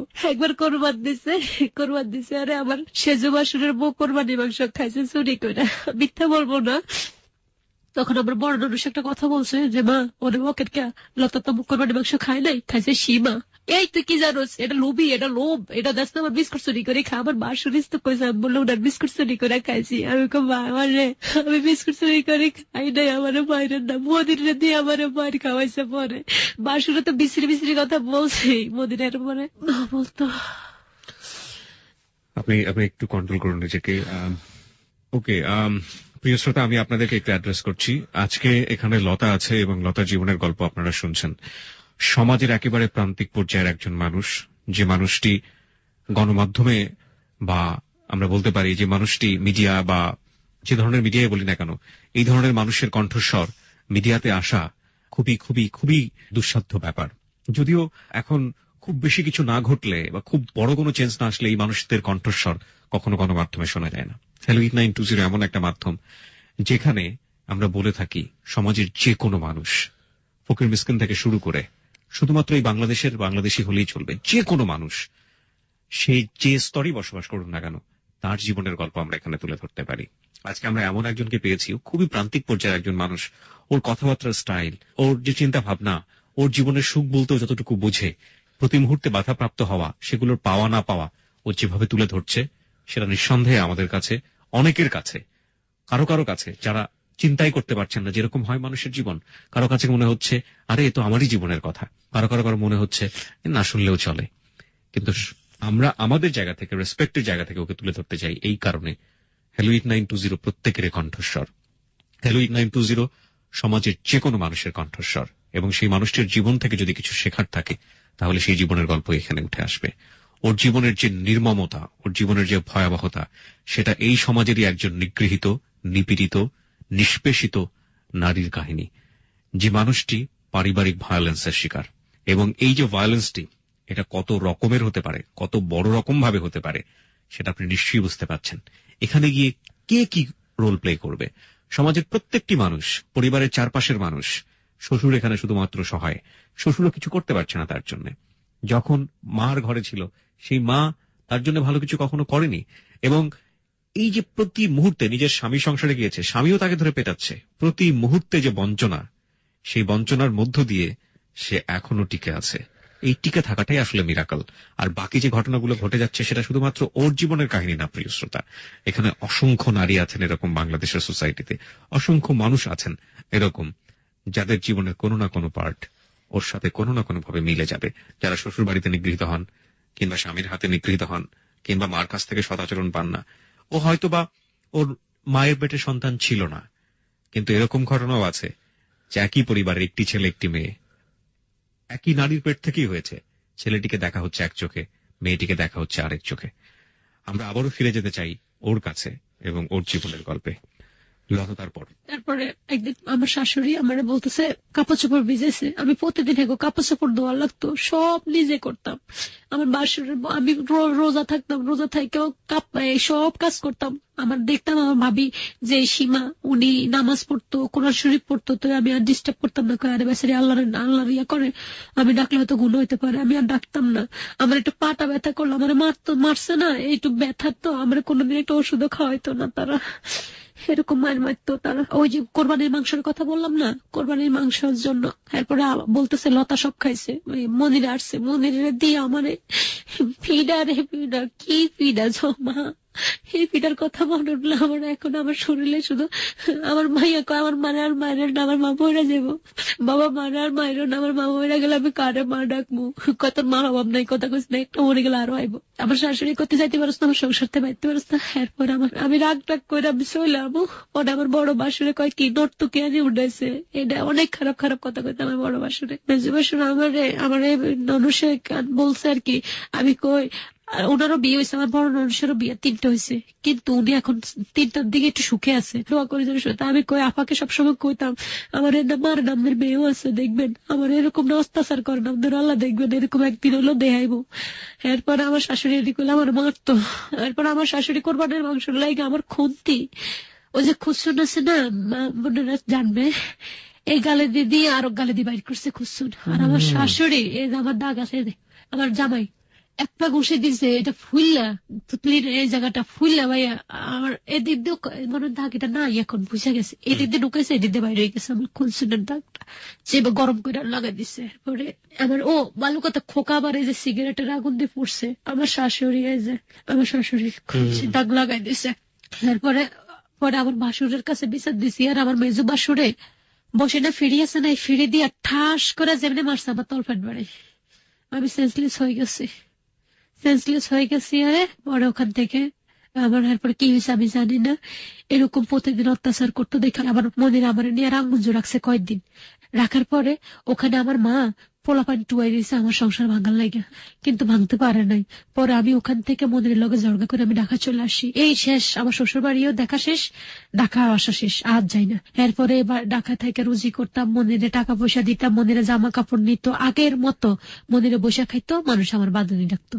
যে আপনি চলে আসলেন ঢাকাতে এবং আসার পরে আপনার হাজবেন্ড ওখানেই থেকে গেল, আপনার হাজবেন্ডের বাড়ি ছিল চাঁদপুর রামগঞ্জে ছিল। ওকে, ওখানে আপনি টাকা পয়সা পাঠাতেন, ওখানেই বসে বসে খেতেন। হ্যাঁ, তারপরে ওখানে কিছু টাকা পয়সা পাঠানোর পরে ও আবার মাপ টাপ চাইয়া আমার ঢাকা চলে আসতো। আয়সা কাজ করে ঠিকই, কিন্তু মাস শেষে আমার ঘরে টাকা থাকতো, ওগুলা নিয়ে বাড়ি চলে যেত, মা বাপের দিয়ে দিত, আর আমার মারতো দইরা, এখানেও মারতো, মার কথা দইরা উসিলা লইয়া ভাইয়া সারাদিন চাকরি করার পরে ফিজিক্যালি রিলেশনটা মন চাইবো কারো, তো আমি যদি মানা করতাম তো দইরা লাথি মারতো, দইরা মারতো। তো আমি তুমি বসে বসে খাও, আমার এত কষ্ট, মায়ের খরচ চালাইতে হয়, এত কিছু করতে হয়, তারপর আমার একটু শান্তি দাও। এরপরে আবার আমার দেবর একটা বিদেশ যাইবো, মানে এটা 4-5 মাস পরে ঘটনা, তখন আমার কাছে ছিল 20,000 টাকা। আমি আবার বাড়ি থেকে আসার পরে আমার চাকরি হইতেছে না, ওই অফিসে এখন জব নিমন যে চাকরি হয় না, আমাকে আর নিবে না, বারবার আমি বইলে চলে যাই, না বইলে চলে যাই, এমডি স্যার নিবো না, সব স্যার খেপা নিবো না। যে চেয়ারম্যান উনি বলতেছে এই মেয়েটাকে কয়, স্যার আমাদের একটা স্টাফ ঠিক আছে, ওকে নিয়ে না। তুমি কি করতাম? মার্কেটিং স্যার আর ব্লাড কালেকশনে একটু থাকতাম। আচ্ছা ঠিক আছে, তুমি কাজ করো, তোমার স্যালারি আমি বলে দেবো। এই লইছে, নেওয়ার পরে যাক স্যালারি একটু বাড়ছে, 9,000 টাকা হয়েছে, এখন সুন্দর মতো চলতে পারতেছি, মন্দিরে কোনো কাজই করে না। হ্যাঁ, উনি এখন মানে কি বলবো, আলালের ভাই দুলাল বসে খায় আর খায়, আর আমার বদনাম ছড়ায়। পরে মনিরের সাথে এরকম 1 কথা 2 কথা হয়েছে, হওয়ার পরে মনিরের লগে ঝড়গা লাগছে, মনিরে আবার আইতে চাপ দিচ্ছে আমাকে, মানে চলে যাবো। মনিরের মা বোন সবাই যারা আমার মারতো তারা চিকন সুরে, লতা জহির বিদার যাবো তো। জহির কিন্তু আবার আমার জন্য অনেক পাগল ছিল। জহিরটাকে আমার দেবর, ছোট দেবর, যখন ওরা আমার মারতো কইতো কি, শয়তান বেটি থাকস কে জায়গা, আমার লগে চলে, আমি তোর ভাগায় জায়গা, তোর বিয়ে করবো, আমি তুই ঢাকায় থাকবি, আমি তোর লগে থাকবো, আমি রুজি করবো, তুই খাবি, ঘরেই থাকবি, তুই কোনো দিকে কাজ করার দরকার নাই তোর। এরকম আমার ভাই বোন সবাই মিলে অত্যাচার করে, এরকম কয়ে আমার গায়ে একদিন সাইকেল পিক্কা মারছে। ওদের সাথে জিত না করে পাইরা আমার গায়ে সাইকেল মারছে। আরে আমি মানে কি বলবো, আমি ওখানে সেন্সলেস হয়ে গেছি। যাই হোক, জহিরকে নিয়ে আপনাকে কি বলছিল? জহিরে যদি বিদেশ যায়, পরে মনিরকে বিদেশ নিব, তুই যদি পারস কিছু টাকা দিস। কত? 1 লাখ। আমি কত টাকা আমি দিব কোত্থেকে? তখন আমার বুদ্ধি হয়েছে, আমি কই আমি স্যারের কাছে যাই।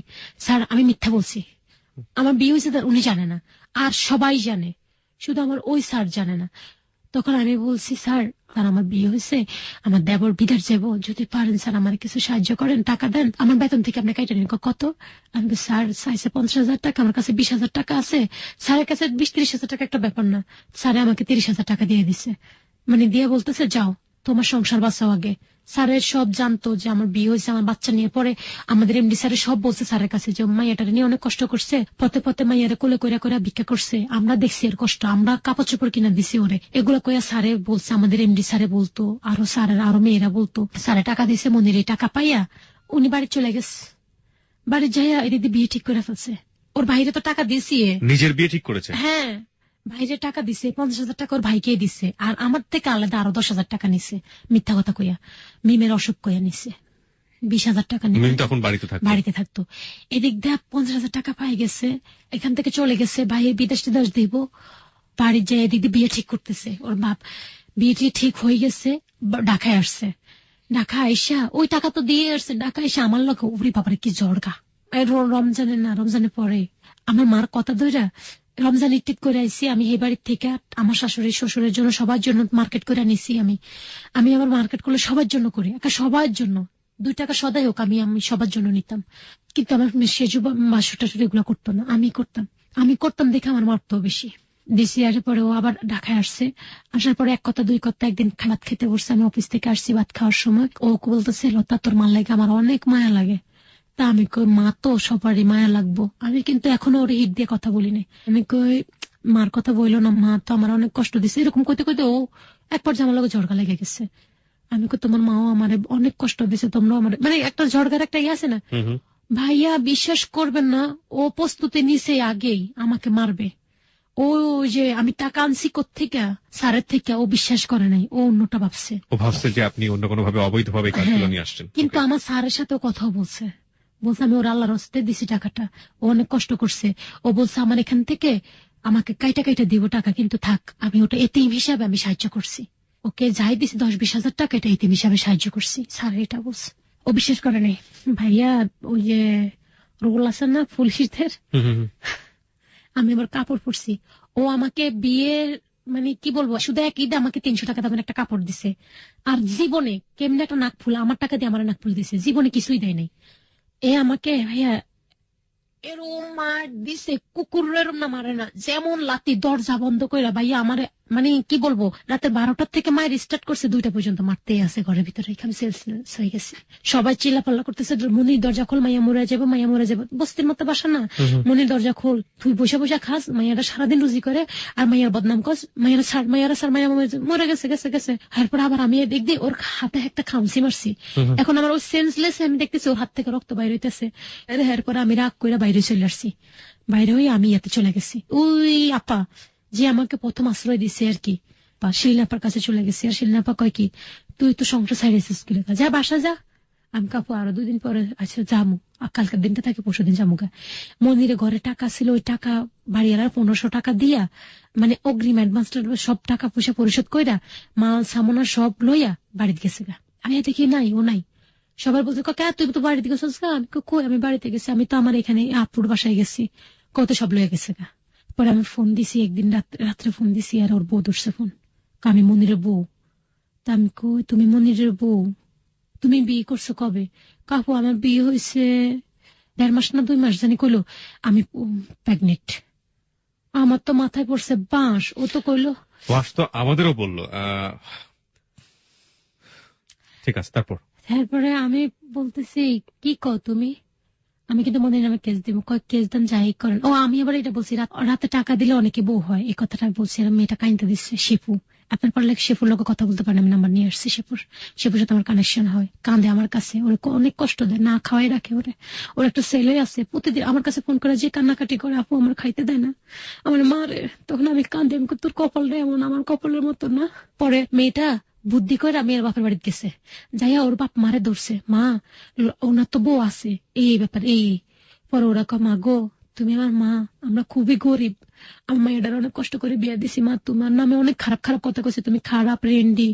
আমার ছোট মামা আমার অনেক খারাপ কইছে রেন্ডি। ওই মেয়েটার নাম কি ছিল যে মেয়েটা বিয়ে করলো মনির? শেপু। হ্যাঁ শেপু, তারপরে কি? শেপুর বাপের বাড়িতে নিয়ে গেছে, মোবাইল কথা বলছে ওরা। পরে আমি ঠিক আছে, আপনি যেহেতু আমাকে মেয়ে ডাকছেন, তাহলে আমি এক বোন হই আর বোনের সংসার নষ্ট করতে পারবো না, কিন্তু শেপুর কাছে মোবাইলটা দেন। শেফু বোন, তুমি যাই করো আমার মেয়েটার দিকে খেয়াল রেখো, আমার এই মেয়েটা কষ্টের, আমি না খাই মেয়ের খাওয়াইছি, যাই করো বোন। কোনোদিন কয় না আপু মনির আপনার মেয়ের কেউ কষ্ট দেয় না। মনিরের সাথে আপনি ফেস করলেন, এরপরে মনিরকে জিজ্ঞেস করলেন না? জিজ্ঞেসি, ও লাইন কেটে দেয়, কথা বলেন আমার সাথে, সিমটি বন্ধ করে দিছে, কোনো কথাই বলে না। আপনি আপনার ফ্যামিলিতে বললেন না যে আমার হাজবেন্ড এভাবে বিয়ে করলো, তোমরা কোন অ্যাকশন নিবা কিনা? আপনার মাকে বলতে পারতেন? আরে মা আমার আর উল্টা পুরা মা সব বিয়ে করাইছে মনিরে, মা এইসব ব্যাপারে? হ্যাঁ মা ছিল, বাবা না, আমার বাবা ছিল না, আমার মা ওর সাথে কানেকশন ছিল। মনিরে যেদিন আমার ডিপোজ দিছে, ওই দিন মনিরে পাঞ্জাবি টাঞ্জাবি কিনা দিছে, রাস্তার মধ্যে এক জায়গার মধ্যে ডাল টাল। শেপু আমার কাছে বলছে কথাগুলা, আমার একটা কাপড় দিছে, মনিরে পাঞ্জাবি কিনা দিছে, তারপরে আবার আমার অদ্ভুত জীবনের গল্প। আমি একটু আপনার কাছে জানতে চাই যে এই যে ডিভোর্স আপনাকে দিল, এটা কবে দিল? না আমি ডিভোর্স দিছি। আপনি দিয়েছেন মনিরকে ডিভোর্স? ডিভোর্স আমি দিছি।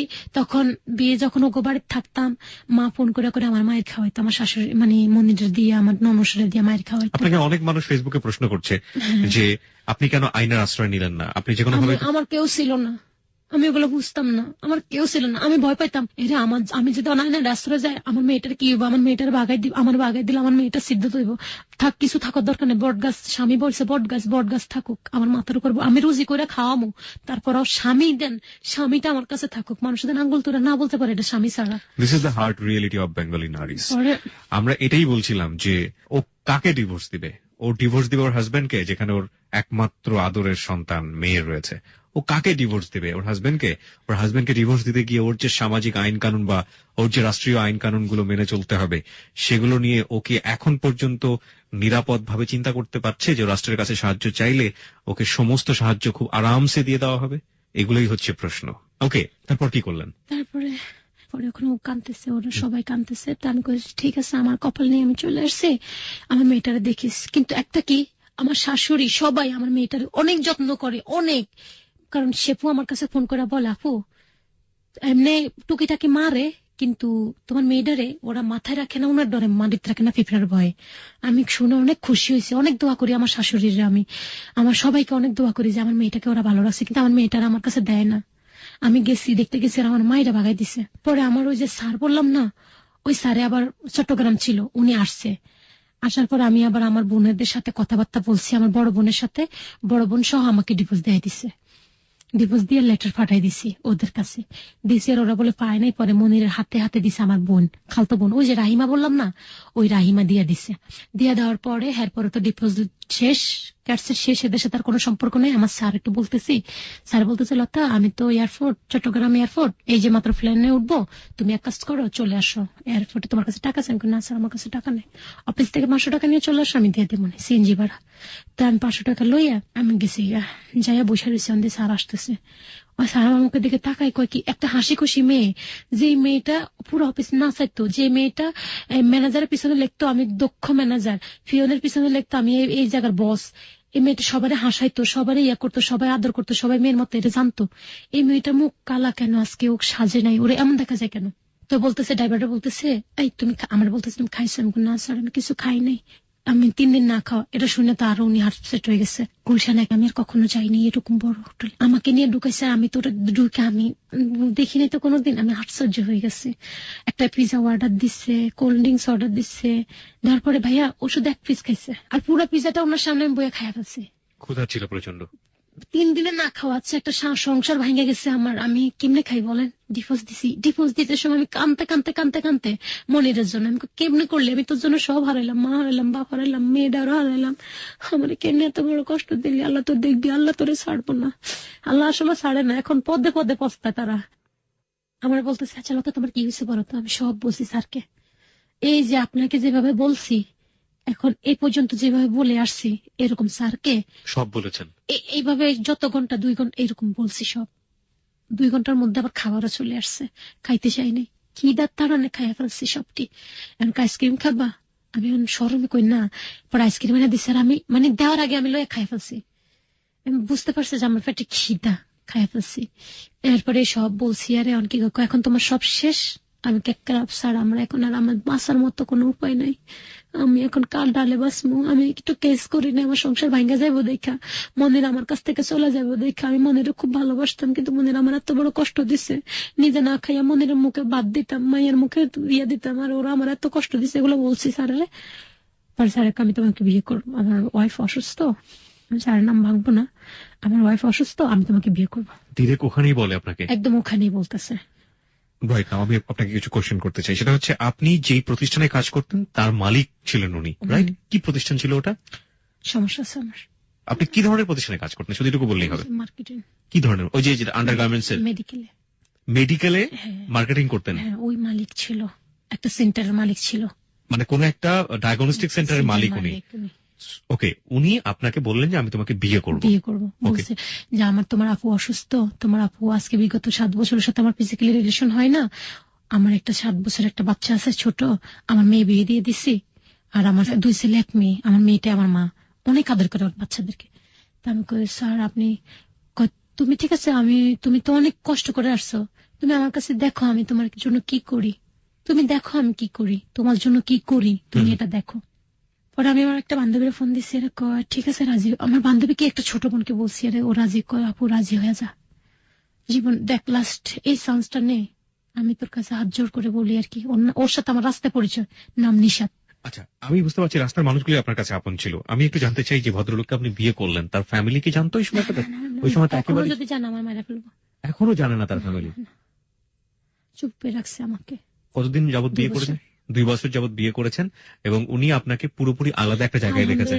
আমাকে তারপরে বিয়ে করার পরে আমাকে প্রথম অ্যাডভান্স দিয়ে দিছে ঘরের, তখন আমি বাসা ভাড়া নিচ্ছি যাত্রাবাড়ি, ওখানে 2 মাসের তো পরের দিন ফার্নিচার টার্নিচার সব কিনা টিনা দিয়া তারপর বাসায় যাওয়ার সময় একজন হুজুর ডাইকা নিচ্ছে, তাড়াহুড়োর বিয়ে, হুজুর ডাইকা কবুল পড়ছে, কাল্লা সাক্ষী আছে আর হুজুর সাক্ষী আছে, আর কারো দরকার নাই, পরে কাবিরনামা করবো এটা বলছে, পরে কাবিরনামা করবে বলছে। এখনো কাবিরনামা করতে পারিনি, ওই যে ওর সময় নাই, ও সারাক্ষণ ব্যস্ত থাকে, আর আমিও তো দিই না, কারণ আমি তো জানি আমার হাজবেন্ড আমাকে রেখে কখনো যাবে না। আমার এই 2 বছর আপনার সঙ্গে সংসারটা কিরকম? অনেক ভালো। একটু শুনি কিভাবে থাকে আপনার সঙ্গে। তারপরে বলতেছি ভাইয়া, তাই আমার হাজবেন্ড এখন মানে এখানে পরে বিয়ে হয়ে গেছে, আমাকে সব ইয়ে করছে, সব 3 দিন আমার পুরা ঘরে ফার্নিচার টার্নিচার সব জোগাই দিছে, 3 দিন আমার পুরা ঘর সাজাই দিছে। আচ্ছা, এরপরে আসছে আমাকে, পরে আস্তে আস্তে আমাকে এত ভালোবাসে কি বলবো। অনেক আছে না যে ছোট গোপাই আড্ডিরে ভুলে যাবো, জীবনও না লতা, আমার ওটা বড় ফ্যামিলি, ওখানে আমি 20 টাকা দেবো, তোমার 5 টাকা দেবো, সহ্য করতে হইব। আমি ওখানে 3 রাত থাকবো, তোমার এখানে 1 রাত থাকবো, সহ্য করতে হইব, আমার কোনো সমস্যা না, আমার জীবন বাঁচান ফরজ। পরে আমার হাজবেন্ড আমার জন্য অনেক কিছু করে দিছে আমাকে। এখন কি করে দিয়েছে আমি একটু শুনতে চাই, কারণ একটা ফ্ল্যাট কিনা দিচ্ছে আমার নামে। আপনাকে একটা ফ্ল্যাট কিনে দিয়েছে? তারপরে 3 কাঠার মধ্যে 5টা দোকান কিনা দিচ্ছে, তারপরে 2.5 কাঠা এক সাইড 2.5 কাঠা কিনা দিচ্ছে, কিন্তু জায়গার নাম বলবো না। জায়গার নাম আমরা জানতেও চাই না আপনার কাছ থেকে। ওনার আল্লাহ রহমতে কিছুর অভাব নাই, ওনার ভাড়ায় চলে, 5টা বাড়ি ভাড়া চলে, তারপরে গাজীপুরে ওনার জায়গা, উনি মানে কোটিপতি, উনি যে অনেক টাকার মালিক সেটা তো আমরা বুঝতেই পারছি, এবং আপনার প্রতি যে জাস্টিসটা করেছেন সেটা তো আমি কিছুই চাই না, আপনার জায়গাটা থেকে সেটা অসাধারণ, কিন্তু ওনার স্ত্রী বা ওনার ফ্যামিলি কষ্ট দেয় না, অনেক ভালোবাসে ওদেরকে, বুঝতেই দেয় না, এত ভালোবাসে। মামনি ওর মেয়েকে, মামনি তোমার কাছে টাকা আছে? আছে বাবা। না মামনি 40-50 হাজার টাকা রেখা দাও, তোমার লাগবো। বড় ছেলে, বাবা তোমার কাছে টাকা আছে? আছে বাবা। না রেখা দাও। ছোট ছেলে, মেয়ের একটা গাড়ি, ছেলের একটা গাড়ি, ছোট ছেলের জন্য একটা ফ্ল্যাডো গাড়িটা ও ব্যবহার করে এখন বর্তমানে। মানে মেয়ে ছেলে কলা তো আমার সব তুমি আমার পায়ের জুতা, কিন্তু আমার মেয়ে ছেলে মেয়ে আমার কাছের মানুষ। আমি কখনো জোর করি না যে তুমি আসো না কেন। আমি যে একটা আবদার করব, আবদারটা রাখবো। ও ছোট ছেলের জন্য যা খাবার আনবো, ছোট আমার জন্য তা আনবো। ছোট ছেলের বয়স কত? 7 বছর। বলবো কি এটা আমার ছোট পাগলি বেবি, এটা আমার পাগলি বউ, এমনি বলবো। আচ্ছা, আপনার প্রতি সেই অসাধারণ আচরণ করছেন শুনে আমাদের খুব ভালো লাগলো। অনেক ভালোবাসা আমাকে। ঠিক আছে, ঠিক আছে, আমি ওই প্রসঙ্গে না হয় আরো বিস্তারিত জানার সুযোগ থাকবে, সেটা ঠিক আছে। কিন্তু কথা হচ্ছে আপনার একটা ভবিষ্যৎ হয়ে গেছে, নিশ্চিত একটা ভবিষ্যৎ। ইনশাআল্লাহ। তো আপনার সাথে এখন উনি আছেন এবং থাকেন, সংসার করেন। আপনি কি কোনো বেবি নেয়ার বা কোনো ফিউচার প্ল্যান আছে? আমার বেবি হয়েছিল, নষ্ট হয়ে গেছে। উনি চান আপনার একটা বেবি হোক? হ্যাঁ, উনি তো বেবি নষ্ট হয়েছে, যে কান্নাকাটি শুরু করে দিচ্ছে। তারপরে আমার মা পরশুদিন আমার এই যে ওই মন্নন বাসা বললাম না, জেসমিনের বাবা, ও ঢাকা আসছে, ওনার ছেলে গত নেক্সট উইকে ওনার হাত ধরে বলতেছে, ভাই আপনি আমার ধর্মের ভাই লাগেন, ওইনার বাসায় যাই বলবেন ওটা খারাপ, আমগো বাসার থেকে আমগো জ্বালাই পোড়াই গেছে। কে এটা? আমার মা বলতেছে আর কি। আপনার মালিককে? আমার ইয়াকে বলতেছে, আমার হাজবেন্ডকে বলার জন্য, কিন্তু আমার হাজবেন্ড কান কথা ধরে না। আপনার হাজবেন্ড কে? আপনার ফ্যামিলি জানে? হ্যাঁ জানে। ওরা আমার সংসার ভাঙার জন্য, আমার মা আমার সংসার ভাঙার জন্য, মনিরে আর আমার মা সংসার ভাঙার জন্য আমার হাজবেন্ডের কাছে কত ফোন করছে। মনিরে ফোন করে আমি খারাপ, আমি ভালো না, কও একদম পাড়ার খারাপ। ও হোটেলে যাইতো, ও ফিজিক্যালি রিলেশন মানুষের লগে করছে। হ্যাঁ, এটা বলতে চাস, কিন্তু আমি একদিন ওর দেখিনি। ওরা আমি অনেক ট্রাই করছি, ওকে আমি এমন স্তূপ বলছি আমার বন্ধুরে দিয়ে 10,000 টাকা দিব এক রাতের জন্য থাকবো। ও বলছে তোর মারে এক জায়গায় আন, আরেক জায়গায় আমারে নেই। এরপর আমি লাইন কেটে কই লাইন কাট এমএ ভালো এমন বলছে আমার হাজবেন্ড। এরা কেউ যদি খারাপ বলে পাগল তার ছেড়া, কিন্তু এরা যদি কেউ ভালো খারাপ বলে সেই খারাপ। আমার হাজবেন্ড বিশ্বাস করে না আমি। কিন্তু আপনার জন্য তো একটা অনেক বড় ঝুঁকির কাজ হচ্ছে, আপনি আপনার ফ্যামিলিতে আপনার হাজবেন্ডের পরিচয় দিয়েছেন। আমি দিই নাই, মনিরে জানতো, মনিরা আসতো, মনিরা এসে অফিস থেকে অ্যাড্রেস নিয়ে গেছে, নাম্বার টাম্বার নিয়ে গেছে। কোনো কারণে সে যদি ওই ভদ্রলোকের ফ্যামিলিতে গিয়ে আপনার সম্পর্কে বলে, তখন আর কি আমার হাজবেন্ড আমাকে ছাড়বে না, কিন্তু আসবো একটু দেরি করে আসবো। ধরেন যেখানে 2 দিন পর আসতো, ওখানে 1 সপ্তাহ 15 দিন পর পর আসবো আর কি, এরকম। কিন্তু আমাকে ছাড়বে না। অর্থনৈতিক ভাবে একটা জিনিস আমরা বুঝতে পেরেছি যে আপনার একটা ভবিষ্যৎ নিশ্চিত হয়ে গেছে, আপনার টাকা পয়সার কোনো সমস্যা হবে না আল্লাহর রহমতে কোনোদিন। ভাই একটা কথা বলবো, আমার এখন আমি কই না, আমি জীবনে যা খাইতে পারি না আমি তা খাইতে পারি। কাকে শাকিল ভাই আমার ফোন দিয়ে বলতেছে, লতা তুমি কোথায়? আমি ভাই আমি বসুন্ধরা সিটি গেছি। আমি 2 টাকা দিয়ে একটা স্যান্ডেল পরতে পারতাম না, আমি কালকে 2,500 টাকা দিয়েছি, যেটা পরে আসছি 2,500 টাকা দিয়ে কিনছি। আমার প্রতি সপ্তাহে আমার হাত খরচ 5,000 10,000 টাকা দিয়ে যায়। আমার লতা অনেক কষ্ট করছে। লতা তুমি কষ্ট করো না। আমার খালাম্মারা এসে বুঝাইতো, খালাম্মারা বুঝাইতেছে, খালাম্মারা কয় কি বুঝাইবেন আপনি, ও কষ্ট করছে, ওর কিছু জানি না আমি, ও রাস্তার একটা মেয়ে। ওর মা বলছে, ওর মনিরে ফোন করে বলছে, ও বলে ডাস্টবিন থেকে নেওয়া জারক সন্তান। হ্যাঁ, ওরা ছাইড়া দিচ্ছে, ও তো ঘরে জ্বালায় না। আমি জীবনে মেয়ে নিয়ে কষ্ট করছি, কোনোদিন আমার আত্মীয় স্বজনের কাছে হাত বাড়াই নাই। আমি লতা মানুষের কাছে হাত বাড়াইছি। এই জন্য আমার স্বামী আমার বলে, তোমার এই জন্য তোমার ভালো লাগে যে তুমি জীবন আত্মীয় স্বজনের কাছে হাত বাড়াও নাই। আমি কোনোদিন হাত বাড়াই নাই। লতা, আমি আপনার কষ্টের যে খতিয়ান, কষ্টের যে ইতিহাস, সেটা সারা রাত বলে শেষ করা যাবে না। আমি আপনাকে খুব গুরুত্বপূর্ণ একটা প্রশ্ন করব। আপনি কখনো ভেবে দেখেছেন যে এই লোকটি আপনাকে যে কাজটি করেছে সেটা আপনার জায়গা থেকে অসম্ভব মহৎ কাজ, কিন্তু এই লোকটির আগের যে স্ত্রী, সে যদি কোনোদিন জানতে পারে আপনার ব্যাপারে, আমি বলছি যদি কোনোদিন জানতে পারে, কোনোদিন যদি আপনাকে তার মুখোমুখি হতে হয়, আপনি কি করবেন, কি বলবেন? উনি যদি আমাকে বলে যে ছাইরা চলে যাম জামুগা, কারণ ক্ষতিটা তো আমি করছি, উনি করেন নাই। বেচারা নিষ্পাপ, অনেক ভালো আমার আপু সেন্সলেস হারা। আমি আমার আপুর জন্য নামাজ পড়ে, কেউ বিশ্বাস করবে কিনা জানি না, আমি তাহিজ্জুদ নামাজ পড়ি। আমি আমার আপুর জন্য দোয়া করি, আল্লাহ তুমি ওকে ভালো করে দাও। আমি আমার হাজবেন্ডকে বুঝাই, তুমি আপুর কাছে যাও, আপুর একটু কাছে যাই, আপুর একটু কপাল একটু আদর করো, বুকে জড়াই নাও। ওরা কি জড়াবো, ও আমার কাছে আইলে কয় কি আমার একটা সিগারেট দাও।